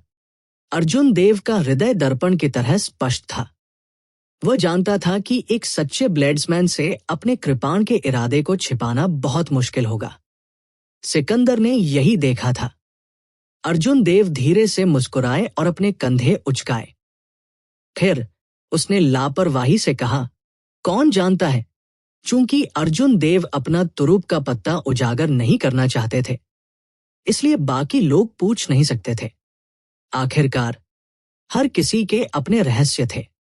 वे अलग नहीं थे। बस इसी समय एक फूलों की खुशबू आ गई। एक शानदार युद्धपोत चुपचाप सभी के सिर के ऊपर से उड़ रहा था। हरमन अरोड़ा ने कुछ गुस्से में कहा, यह 1000 मिस्ट्री संप्रदाय का उड़ता हुआ खुशबू वाला जहाज है। वह साथी हुआ दाव वास्तव में साहसी है। अप्रत्याशित रूप से वो हमारे ऊपर उड़ने की हिम्मत करता है। यहां तक कि सिकंदर भी इतना अहंकारी होने की हिम्मत नहीं करता। हुआ दाव हजार रहस्य संप्रदाय का शीर्ष सच्चा उत्तराधिकारी था। वे दोनों 18 दक्षिणी प्रांतों से थे। बहुत पहले उन्हें वैधाय के हाथों बहुत कष्ट उठाना पड़ा था, इसलिए उनके बीच गहरी मनमुटाव थी। वैधई के होंठ एक आकस्मिक मुस्कान में मुड़े हुए थे। उसने कहा, उसे रहने दो। मैं देखना चाहता हूं कि क्या वो अभी भी सैवेज युद्ध क्षेत्र में इतना अहंकारी होने की हिम्मत करता है। शिव, एक तेज हत्या के इरादे ने अंतरिक्ष को चीर दिया और अर्जुन देव को घेर लिया। उसका शरीर तुरंत तनावग्रस्त हो गया, किसी भी क्षण लड़ने के लिए तैयार हो गया। हालांकि वो हत्या का इरादा एक झटके में गायब हो गया। इससे पहले कि वैधई इसे समझ पाती, वो जल्दी से पीछे हट गया। अर्जुन देव ने ऊपर देखा और देखा कि युद्धपोत पर फूलों के वस्त्र पहने एक सुंदर व्यक्ति उसे ठंड से देख रहा था। तेज वैधई अभी भी उस हत्या के इरादे को समझ सकता था। उसने उदास होकर कहा, अर्जुन देव, मैं तुम्हें बताना भूल गई। मीना तोमर, जिसकी नाक तुमने टेढ़ी कर दी थी, इस शख्स की मंगेतर है। ऐसा लगता है कि उसकी नजर आप पर है। उन्होंने कहा, धनुष रेड्डी एक निर्दयी व्यक्ति है। वो अपने लक्ष्यों को प्राप्त करने के लिए कुछ भी करेगा। वो हर तरह के घृणित काम करेगा। आप इस यात्रा पर हमसे बिल्कुल अलग नहीं हो सकते। अंजलि खिलखिला उठी। उसने अपना मुंह ढक लिया और कहा, जूनियर भाई अर्जुन देव, आपके पास वास्तव में निष्पक्ष सेक्स के लिए कोई सुरक्षात्मक भावना नहीं है। आपने इस सुंदर महिला की नाक भी टेढ़ी कर दी। अंजलि की चमकीली आंखें 2 अर्धचंद्र की तरह थी जब वह मुस्कुरा रही थी। उस सुंदर चेहरे के साथ अंजलि बेहद प्यारी लग रही थी। उसने दूसरों को संक्रमित कर दिया। यह मूल रूप से एक गंभीर मामला था, लेकिन अब वे हंसने में मदद नहीं कर सकते थे। हरमन अरोड़ा जोर से हंस पड़े और अर्जुन देव के कंधे को थपथपाए बिना नहीं रह सके। उन्होंने कहा, यह ठीक है, वह महिला एक अच्छी इंसान नहीं है। बिग ब्रदर हरमन आपका समर्थन करता है। अगर वह साथी धनुष रेड्डी आपको नुकसान पहुंचाने की कोशिश करता है, तो मैं आपकी मदद करने वाला पहला व्यक्ति होऊंगा। अमर आत्मा की अंगूठी के भीतर अभिमा, जो वर्तमान में नीदरलैंड के खूल की देखभाल कर रही थी, भी खिलखिला उठी। तो क्या हुआ अगर मैंने उसकी नाक टेढ़ी तोड़ दी? अगली बार जब वह कुतिया आप पर चुपके से हमला करेगी, तो मैं आपको उसके मुंह को टेढ़ा करने में मदद करूंगा।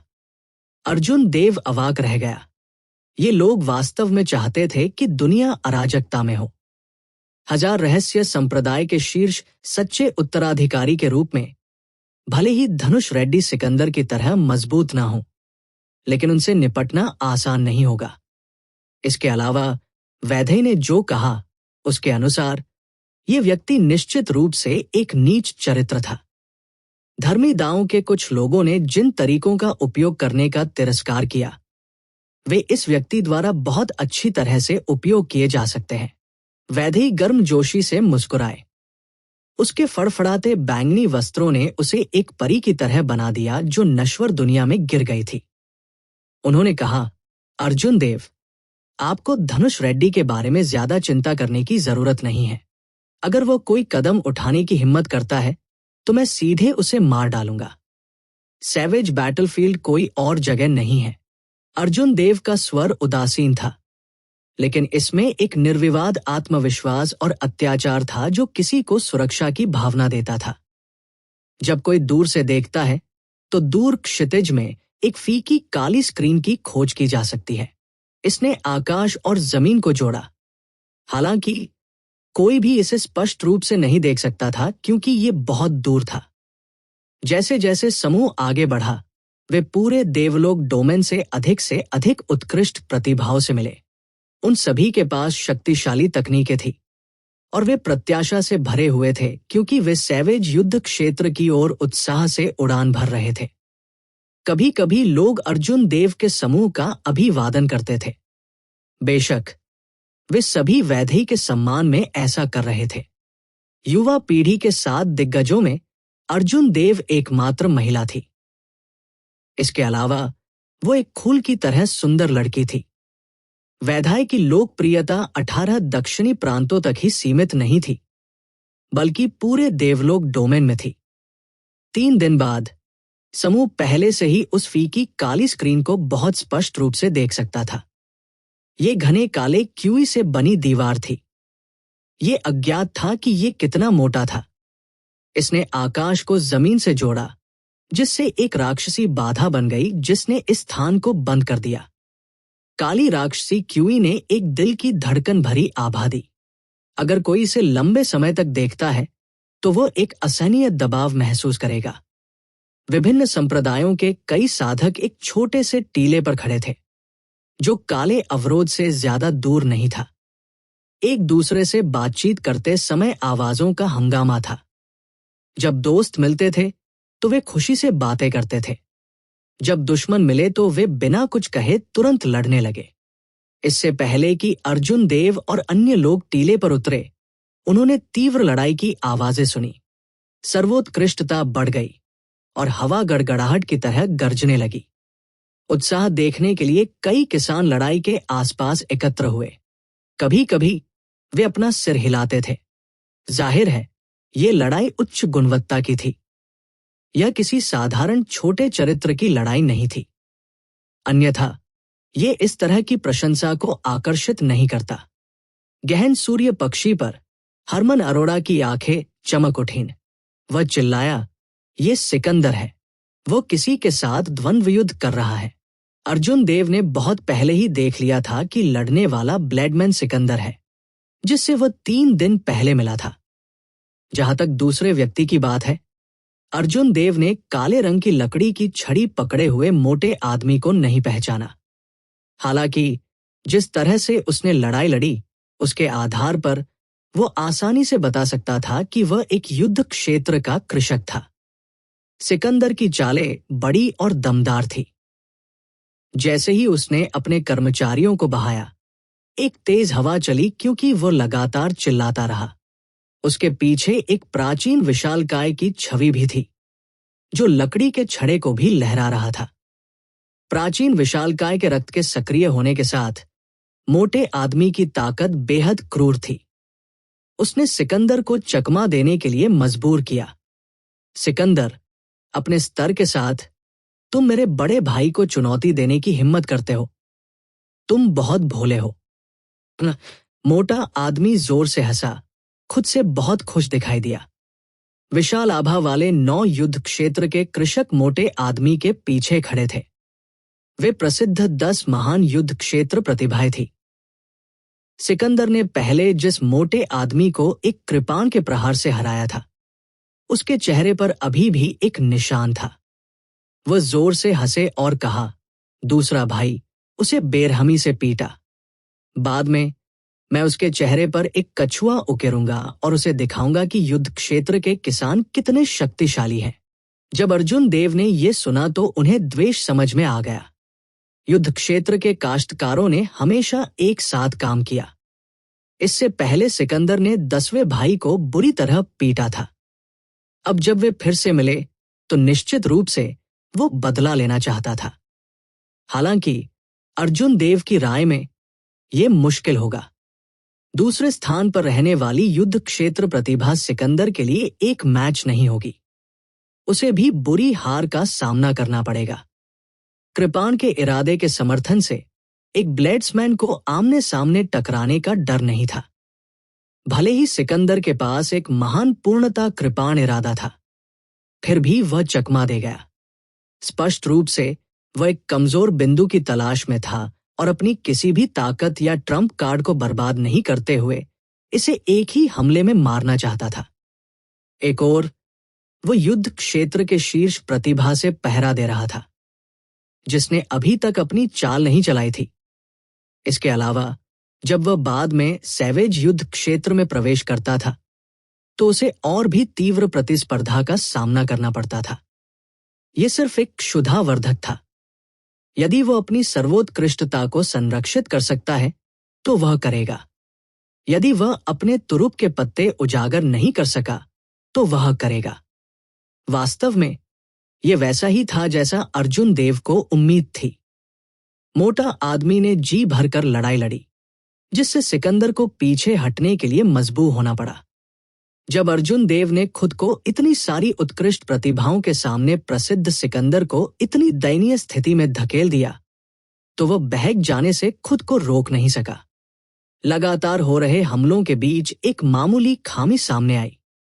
ये लगभग नगण्य था क्योंकि दोष बहुत छोटा था और ये दिखाई देने वाला समय बहुत कम था। जैसे ही वह प्रकट हुआ, हट्टे-कट्टे आदमी ने प्रतिक्रिया व्यक्त की और इसकी भरपाई के लिए जल्दी से अपना कदम बदल दिया। वह सैकड़ों लड़ाइयों के अनुभवी थे। हालांकि वह बोल्ड और अनर्गल दिखता था, लेकिन वह युद्ध में लापरवाह नहीं था। हालांकि तब तक बहुत देर हो चुकी थी। सिकंदर ने अपनी आंखें सिकोड़ ली और ठंडे स्वर में मुस्कुराया। उनकी रक्षात्मक कृपाण चाल अचानक एक अद्वितीय तीक्ष्णता के साथ फूट पड़ी। साधारण कृपाण ब्लेड ने एक उज्ज्वल प्रकाश दिया। सिकंदर की आभा तुरंत बदल गई। ऐसा लग रहा था जैसे वह पूरी तरह से अलग व्यक्ति था। तेज हवा चली और सिकंदर के कपड़े फड़फड़ाने लगे। उसने क्रूरता से अपनी कृपाण को आगे बढ़ाया और तुरंत उस उद्घाटन को पकड़ लिया, उस हट्टे-कट्टे आदमी को पकड़ लिया, जो इसकी भरपाई के लिए अपनी चाल बदलने की तैयारी कर रहा था। गार्ड से दूर, डांग, डांग, डांग। कृपाण धातु के कर्मचारियों से टकरा गई, जिससे चिंगारी पैदा हो गई। हट्टे-कट्टे आदमी की चाल तुरंत गड़बड़ हो गई। सिकंदर ने बढ़त हासिल करने के बाद कोई रहम नहीं दिखाई। उन्होंने 7 कदम आगे बढ़ाए, मूल रूप से उस छोटे उद्घाटन का विस्तार किया जो उनके पास मूल रूप से कुछ ऐसा था जो जीत या हार को प्रभावित करेगा। इसके अलावा सिकंदर का कृपाण इरादा और सर्वोत्कृष्टता नहीं बढ़ी। वह अभी भी अपनी मूल ताकत और उत्तम कृपाण तकनीकों पर भरोसा करता था। सब कुछ बहुत जल्दी हुआ। जब तक अन्य युद्ध क्षेत्र की प्रतिभाओं ने प्रतिक्रिया व्यक्त की, तब तक हट्टे-कट्टे आदमी के हाथ में धातु का स्टाफ पहले ही खटखटाया जा चुका था। स्थिति गंभीर थी। बूम! एक मजबूत आभा फूट पड़ी और एक व्यक्ति पीछे से छलांग लगा दी। फिर यह व्यक्ति हट्टे-कट्टे आदमी के सामने कूद गया और सिकंदर के कृपाण हमले को रोकने के लिए अपने दस्ताने वाले दाहिने हाथ का इस्तेमाल किया। इस शख्स ने सिकंदर के भारी कृपाण वार को एक हाथ से पकड़ लिया। हालांकि वो बिल्कुल भी पीछे नहीं हटे। उसकी कृपाण पर ऊर्जा बाहर निकल गई, जिससे एक भयंकर तेज हवा चल रही थी। बिग ब्रदर, हट्टे-कट्टे आदमी ने एक आपदा से बचने के बाद डर के साथ कहा। जो व्यक्ति आया वह 10 महान युद्ध क्षेत्रों के शीर्ष प्रतिभाशाली नवीन मित्तल थे। कुनलुन दायरे में आने के आधे साल से भी कम समय में वो पहले ही कई प्रसिद्ध युवा विशेषज्ञों को हरा चुका था।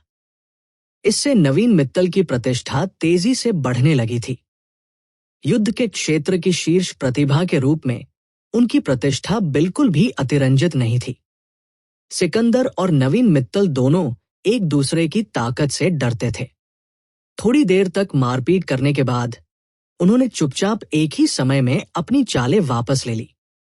नवीन मित्तल ने ठंडे स्वर में मुस्कुराते हुए कहा, बेहतर होगा कि आप मुझे सैवेज बैटलफील्ड में अपने साथ न मिलने दें, नहीं तो कोई तुम्हें बचा नहीं पाएगा। सिकंदर ने अपनी कृपाण म्यान की और शांति से कहा, क्या आपको लगता है कि मैं आपसे डरता हूं? उन दोनों ने अपनी अपनी टीमों में लौटने से पहले एक दूसरे को बेहद अमित्र तरीके से देखा। हरमन अरोड़ा ने अपनी जीभ क्लिक की और कहा, यह वास्तव में तीव्र है। सैवेज युद्ध क्षेत्र में प्रवेश करने से पहले ये पहले ही उस बिंदु पर पहुंच चुका है जहां एक पक्ष रहता है या दूसरा मर जाता है। सैवेज युद्ध क्षेत्र की ये यात्रा शायद पिछले वाले की तुलना में और भी अधिक तीव्र होगी। वैदेही ने सिर हिलाया और कहा, यह स्वाभाविक है। यह प्रतिभाओं का युग है जहां कई उत्कृष्ट प्रतिभाएं इकट्ठा होती है। यह असंभव होगा कि यह तीव्र न हो। चलो पहले अंदर चलते हैं। संदेह महसूस करते हुए अंजलि ने पूछा, क्या हम अंदर जा सकते हैं? ऐसा लगता है कि राक्षसी बाधा पूरी तरह से कमजोर नहीं हुई है। मैं देख रहा हूं कि अन्य लोग प्रतीक्षा कर रहे हैं। वैदेही मंद मंद मुस्कुराए और कुछ नहीं कहा। उसके नीचे गहरा सूर्य पक्षी अचानक तेज हो गया, जो आकाश और जमीन को जोड़ने वाली राक्षसी बाधा की ओर जाने वाली हरी रोशनी की किरण में बदल गया। जब वैदेही राक्षसी बाधा के पास पहुंची तो उसकी अभिव्यक्ति थोड़ी डूब गई। उसने एक हथेली पर प्रहार किया और उसके बैंगनी वस्त्र हवा में लहरा रहे थे। घनी और बढ़ती हुई वेरिटेबल एसेंस एनर्जी बाहर निकल गई, जिससे तुरंत राक्षसी बैरियर में एक बड़ा छेद हो गया, जिसे दूसरों ने सीधे देखने की हिम्मत नहीं की। एक हरी बत्ती टिमटिमा रही थी और छेद बंद होने से पहले गहन सूर्य पक्षी जल्दी से प्रवेश कर गया। वैदेही ने राक्षसी बाधा के कमजोर होने का इंतजार नहीं किया। उसने सीधे हथेली के प्रहार से राक्षसी क्यूई की काली दीवार को तोड़ दिया और अपना रास्ता अंदर जाने के लिए मजबूर किया। हालांकि बाहर की उत्कृष्ट प्रतिभाएं चौंक गई, लेकिन वे बहुत आश्चर्यचकित नहीं थे। हालांकि बहुत अधिक आश्चर्य नहीं थे, क्योंकि पहले आने वाले 7 महान पावर हाउस सभी बलपूर्वक टूट गए थे। 7 दिग्गज वास्तव में अपने नाम पर खरे उतरते हैं। केवल वे अर्धऋषि हैं और उनमें अपना रास्ता जबरदस्ती अंदर करने की क्षमता है। सैवेज युद्ध क्षेत्र के इस अनुभवात्मक प्रशिक्षण में 3 पवित्र स्वामी सभी साहसिक कार्य के लिए बाहरी क्षेत्र में गए। इन 7 को शायद सबसे ज्यादा फायदा होगा। वे इसके बारे में कुछ नहीं कर सकते। अर्धऋषि पहले से ही दुनिया के नियमों को समझ सकते हैं। उनकी सर्वोत्कृष्टता हमसे बहुत अलग है। अंतर बहुत बड़ा है। विभिन्न उत्कृष्ट प्रतिभाओं ने स्थिति पर चर्चा की। जैसा कि उन्होंने 7 दिग्गजों को एक एक करके प्रवेश करते देखा, वे इसके बारे में कुछ नहीं कर सके। यहां तक कि सिकंदर, नवीन मित्तल और धनुष रेड्डी जैसे विशेषज्ञ भी राक्षसी बाधा के बारे में कुछ नहीं कर सके, जो अभी तक कमजोर नहीं हुई थी। राक्षसी बाधा को तोड़ने के लिए मजबूत सर्वोत्कृष्टता की आवश्यकता थी। कोई शॉर्टकट नहीं था। 7 दिग्गजों की युद्ध क्षमता 7 दिग्गजों के समान थी। हालांकि क्विंटेसेंस के मामले में वे बहुत कमजोर थे। थोड़ी देर बाद राक्षसी क्यूई द्वारा बनाई गई काली दीवार नग्न आंखों को दिखाई देने वाली दर से कमजोर होने लगी। सिकंदर और अन्य लोगों की आंखें चमक उठीं। वे जबरदस्ती अंदर जाने के लिए इंतजार नहीं कर सकते थे। कुछ किसान जो लंबे समय से इंतजार कर रहे थे, वे अब इंतजार नहीं कर सकते थे और इस अवसर का लाभ उठाकर भी चार्ज करना चाहते थे। दुर्भाग्य से इन काश्तकारों के पास पर्याप्त सर्वोत्कृष्टता नहीं थी। वे सिकंदर और अन्य लोगों से कमजोर थे। जैसे ही उन्होंने प्रवेश किया, उन्होंने खून जमा करने वाली चीखें सुनी। इससे कुछ बेचैन किसान तुरंत आज्ञाकारी हो गए।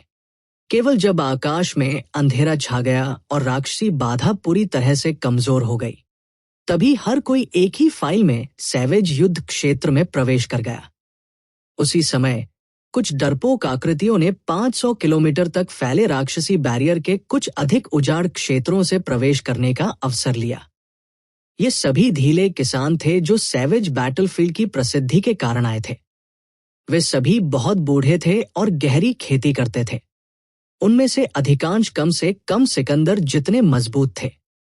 कुछ ऐसे भी थे जिनकी खेती के आधार युवा पीढ़ी के 7 पावर हाउस के बराबर थे। सैवेज बैटलफील्ड, जो हर 3 साल में एक बार आयोजित किया जाता था, आधिकारिक तौर पर खोला जाता था। विभिन्न गुट यहां एकत्र हुए, साथ ही कई धीले किसान जो अपनी किस्मत आजमाने आए थे। शांत सतह के नीचे अंतर्धाराएं बढ़ गई। किसी को नहीं पता था कि किस तरह की चिंगारी फूटेगी। खून से रंगे आकाश में काले बादल छाए हुए थे। आकाश अंधेरा और उदास था, प्रकाश से रहित। जब कोई ऊपर देखता है तो आकाश ऐसा लगता था कि वह किसी भी क्षण गिर जाएगा, जिससे उसके दिल में एक अजीब दबाव पैदा हो गया। हजारों किलोमीटर तक तेज हवा चल रही थी। जमीन लाल रंग की मिट्टी से ढकी हुई थी। ऐसा लग रहा था कि मिट्टी और खून एक साथ मिल गए हैं। यह स्थान देवलोक डोमेन का प्रसिद्ध सैवेज युद्ध क्षेत्र था। गहन सूर्यपक्षी, जिसमें एक अमर जानवर की वंशावली थी, यह बेहद निराश महसूस कर रही थी। ये हवा में आभा के प्रति बहुत संवेदनशील था। वैदेही ने गहन सूर्यपक्षी को मजबूर नहीं किया। उसने इसे हथेली के आकार तक सिकुड़ने दिया और अपने कंधे पर बैठ गया। फिर समूह सैवेज युद्ध क्षेत्र की जमीन पर चला गया। जब अर्जुन देव ने सैवेज युद्ध क्षेत्र की प्राचीन आभा को महसूस किया तो उन्हें अचानक उस रहस्यमय मानचित्र के बारे में याद आया जो उन्होंने लोन वुल्फ को मारते समय प्राप्त किया था। उस नक्शे पर आभा इस जगह की आभा से अलग नहीं थी। इलाका भी ऐसा ही था। क्या यह सैवेज युद्ध क्षेत्र का नक्शा हो सकता है? अर्जुन देव का दिल जोर जोर से धड़कने लगा। रहस्यमय नक्शा न केवल सभी छवियों को किसी के दिमाग में अंकित कर सकता है, बल्कि ये विभिन्न निषिद्ध भूमि के खतरे के स्तर को भी सटीक रूप से चिन्हित करता है। यदि कोई मानचित्र का अनुसरण कर सकता है तो वे न केवल खोज में लगने वाले समय को कम करने में सक्षम होंगे, बल्कि वे कुछ खतरनाक निषिद्ध भूमि से भी बचने में सक्षम होंगे। उनकी उत्तरजीविता काफी बढ़ जाएगी। पहली बड़ी बहन, अब हम कहाँ जा रहे हैं? जब हरमन अरोड़ा और अन्य लोगों को अजीब माहौल महसूस हुआ तो वे सभी शांत हो गए।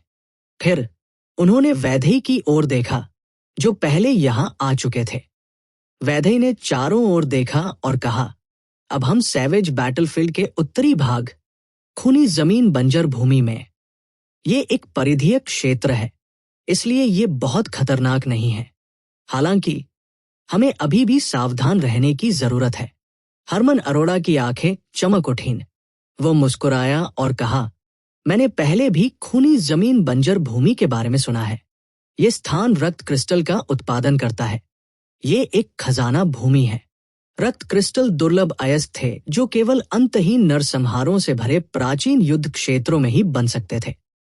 स्वाभाविक रूप से सैवेज युद्ध क्षेत्र अन्य प्राचीन युद्ध क्षेत्रों की तुलना में उच्च स्तर का था। किंवदंती के अनुसार यह सम्राटों का युद्ध क्षेत्र था। रक्त क्रिस्टल एक कृषक की मानसिक ऊर्जा को कम कर सकते हैं। मार्शल युग में गुप्त मैनुअल और खेती की तकनीकें जो सीधे मानसिक ऊर्जा की खेती कर सकती थी, केवल किंवदंतियों में मौजूद थी। मानसिक ऊर्जा को केवल बाहरी वस्तुओं द्वारा ही मजबूत किया जा सकता है। रक्त क्रिस्टल ऐसी बाहरी वस्तुओं का शिखर थे। एक अवर ग्रेड रक्त क्रिस्टल 30 से 50,000 सुपीरियर ग्रेड स्पिरिट स्टोन्स में बिक सकता है। वैदेही ने सिर हिलाया और कहा, यह सही है। यह स्थान वास्तव में रक्त क्रिस्टल का उत्पादन करता है। हालांकि रक्त क्रिस्टल प्राप्त करना इतना आसान नहीं है। हमें पहले एक ब्लड क्रिस्टल माइन ढूंढनी होगी और ब्लड क्रिस्टल पर फीड करने वाले ट्विन हेडेड डेमोनिक ब्लड भेड़ियों को मारना होगा। मार्शल सम्राटों के लिए मानसिक ऊर्जा बहुत उपयोगी थी। इसकी सबसे प्रत्यक्ष अभिव्यक्ति किसी की धारणा, आभा और मानसिक स्थिति का विस्तार था। शुद्ध मानसिक ऊर्जा मार्शल तकनीकों के लिए वे अत्यंत दुर्लभ थे। हालांकि कुनलुन क्षेत्र में कई प्रतिभाएं थी। सिर्फ इसलिए कि वे दुर्लभ थे इसका मतलब यह नहीं था कि उनका अस्तित्व नहीं था। यदि कोई वास्तव में एक कल्टिवेटर से मिलता है जो मानसिक ऊर्जा मार्शल तकनीक जानता है, तो एक मजबूत मानसिक ऊर्जा होने से खुद को बचाने की क्षमता बढ़ जाएगी। आओ, चलो देखने के लिए अवर ग्रेड ब्लड क्रिस्टल खानों में चलते हैं। 3 साल बाद उन्हें काफी हद तक ठीक हो जाना चाहिए था। वैदेही ने उन 5 को विशाल खूनी जमीन बंजर भूमि के माध्यम से नेतृत्व किया। रास्ते में उनका सामना कुछ निम्न श्रेणी के राक्षसी जानवरों से हुआ जिन्होंने उनका रास्ता अवरुद्ध कर दिया। हालांकि वैदेही ने उन सभी को मार डाला। ये कहना था कि इस तरह के एक अनुभवी और मजबूत फर्स्ट सीनियर सिस्टर का अनुसरण करने से हरमन अरोड़ा और अन्य लोगों के लिए चीजें बहुत आसान हो गई। अन्यथा हरमन अरोड़ा और अन्य लोगों को यह भी नहीं पता होगा कि इस खूनी जमीन बंजर भूमि पर कहां जाना है, जिसमें लगभग एक ही इलाका था। उल्लेख नहीं करने के लिए अनगिनत राक्षसी जानवर उसे परेशान कर रहे थे। लगातार अशांति के तहत उसके मन के लिए शांत रहना बहुत मुश्किल होगा। यहां वैदेही के होने से ये छोटी छोटी बातें कोई समस्या नहीं थी। उन्हें बस उसके पीछे चलने की जरूरत थी। रुको, उच्च स्तरीय राक्षसी जानवरों का एक समूह उड़ रहा है। वैदेही, जो आगे बढ़ रहा था, अचानक रुक गया। उसने अपना हाथ लहराया और उसके कंधे पर गहन सूर्य पक्षी तुरंत बड़ा हो गया, जिससे उसके विशाल पंख फैल गए। वैदेही ने पंखों में प्रवेश किया और अर्जुन देव और अन्य लोगों को भी अंदर आने के लिए बुलाया। फिर गहन सूर्य पक्षी के पंख जल्दी से बंद हो गए, उन्हें कसकर ढक दिया। गहन सूर्य पक्षी के शरीर पर हर एक पंख आग की लपटों में फट गया, जिससे उसका पूरा शरीर हरे रंग की आग के गोले में बदल गया। हवा से तेज आवाजें आ रही थी। ऐसा लग रहा था कि गहन सूर्य पक्षी पर आग की लपटों का सैवेज युद्ध क्षेत्र की आभा पर एक मजबूत दमनकारी प्रभाव पड़ता है। गहन यांग ट्रू फायर के जलने के तहत अशांत और अप्रिय महक वाली हवा को अप्रत्याशित रूप से ताजी और स्वच्छ हवा के एक बड़े क्षेत्र में शुद्ध किया गया था। जब आकाश में उच्च श्रेणी के राक्षसी जानवरों ने जमीन पर आग की लपटों का झुरमुट देखा, तो उन सभी को एक प्राकृतिक भय महसूस हुआ और जल्दी से इससे बच गए। लंबे समय के बाद गहन सूर्य पक्षी अपने पंख पीछे हट गया और अपने मूल आकार में वापस आ गया। वैदेही के कंधे पर उतरा। सभी ने ऊपर देखा और आगे आकाश में 100 से अधिक उड़ने वाले राक्षसी जानवरों को धीरे धीरे दृष्टि से गायब होते देखा। हरमन अरोड़ा ने अपने चेहरे पर कुछ डर के साथ कहा, वे उड़ने वाले राक्षसी ईगल्स हैं। रैंक 8 राक्षसी जानवर हैं। वास्तव में उनमें से 100 से अधिक हैं। अगर वे हमें खोज लेते हैं तो परिणाम भयानक होंगे। वैदेही ने हरमन अरोड़ा को ठीक किया। वे साधारण उड़ने वाले राक्षसी ईगल्स नहीं हैं। वे उत्परिवर्तित फ्लाइंग डेमोनिक ईगल्स हैं। उनके पंख और हड्डियां सभी क्रिस्टलीकृत हो गई हैं और वे बेहद भयानक हैं। वे खूनी जमीन बंजर भूमि में निपटने के लिए सबसे कठिन राक्षसी जानवर हैं। गनीमत रही कि कोई हादसा नहीं हुआ। वैदेही के नेतृत्व में समूह आगे बढ़ता रहा। 1 घंटे के बाद वे ब्लडी ग्राउंड वेस्टलैंड में एक दरार पर पहुंचे। अंधेरे भूमिगत में कई मोड़ और मोड़ बनाने के बाद वे अंततः एक अवरग्रेड ब्लड क्रिस्टल मूल पर पहुंचे। दुर्भाग्य से जुड़वा सिर वाले राक्षसी रक्त भेड़िया लाशों के ढेर के अलावा जमीन पर और कुछ नहीं था। जमीन गड्ढों से भरी हुई थी और अवरग्रेड ब्लड क्रिस्टल सभी को साफ कर दिया गया था। हालांकि कुछ भी नहीं मिला। जाहिर है पहले कोई आया था। वैदेही ने थोड़ा भौहें सिकोड़ ली और बिना एक शब्द कहे चली गई। उसके बाद उन्होंने कुछ और अवरग्रेड रक्त क्रिस्टल मूल की खोज की। हालांकि बिना किसी अपवाद के उनसे पहले कोई और आ गया था। अजीब बात है, बिरांशु और अन्य लोग इतने निर्दयी नहीं होंगे। इसके अलावा अवरग्रेड रक्त क्रिस्टल ऐसा करने के लायक नहीं है। ऐसा लगता है कि हमारे आगे धीले किसान चुपके से आ गए हैं। वैदेही ने धीरे से कहा। कुछ देर सोचने के बाद उसने तुरंत फैसला कर लिया। साधारण रक्त क्रिस्टल मेरे लिए बेकार है। हालांकि वे आपके लिए बहुत उपयोगी हैं। चूंकि हम खूनी जमीन बंजर भूमि से गुजर रहे हैं, इसलिए हमें अपने साथ कुछ रक्त क्रिस्टल ले जाने चाहिए।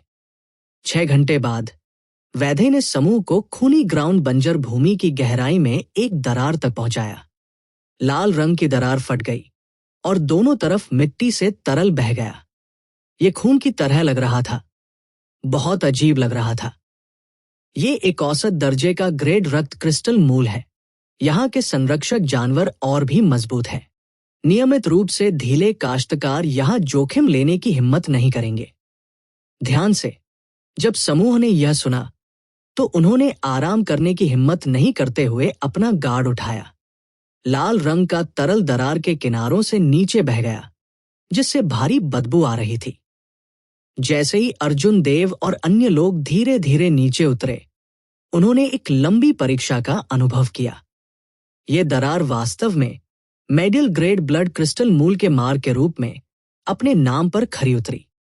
पिछली बार की तुलना में उन्हें उतरने में कई गुना अधिक समय लगा। तभी समूह को अपना पैर स्थिर मिला। सामने का हिस्सा पिच ब्लैक था। वैधे ने प्रकाश का एक तैरता हुआ झुरमुट भेजा, परिवेश को रोशन किया और समूह का मार्गदर्शन किया। कुछ कदमों के बाद समूह ने कई राक्षसी जानवर लाशों के अवशेषों की खोज की। वैधे ने थोड़ा भौहें सिकोड़ ली और बिना एक शब्द कहे आगे बढ़ती रही। रास्ते के अंत में समूह की आंखों के सामने एक गुफा दिखाई दी। वैधे ने प्रकाश के झुरमुट को बुझाया और अपनी पीठ पर बैंगनी रंग का धनुष निकाला। जब उसके पीछे के लोगों ने यह दृश्य देखा तो उन सभी ने अपने हाथों में हथियारों पर अपनी पकड़ मजबूत कर ली। वे बहुत घबराए हुए लग रहे थे। इतनी निकट दूरी पर अर्जुन देव और अन्य लोग गुफा में छिपी कुछ मजबूत आभा को महसूस कर सकते थे। हालांकि उनके आश्चर्य के लिए समूह ने आसानी से गुफा में प्रवेश किया और किसी भी हमले का सामना नहीं किया। टीएसके लोगों का एक और समूह आया। कालीचरण, तुम बूढ़े कोहरे हो। क्या तुम अभी भी यहाँ मेडिल ग्रेड ब्लड क्रिस्टल पर एकाधिकार करने की सोच रहे हो?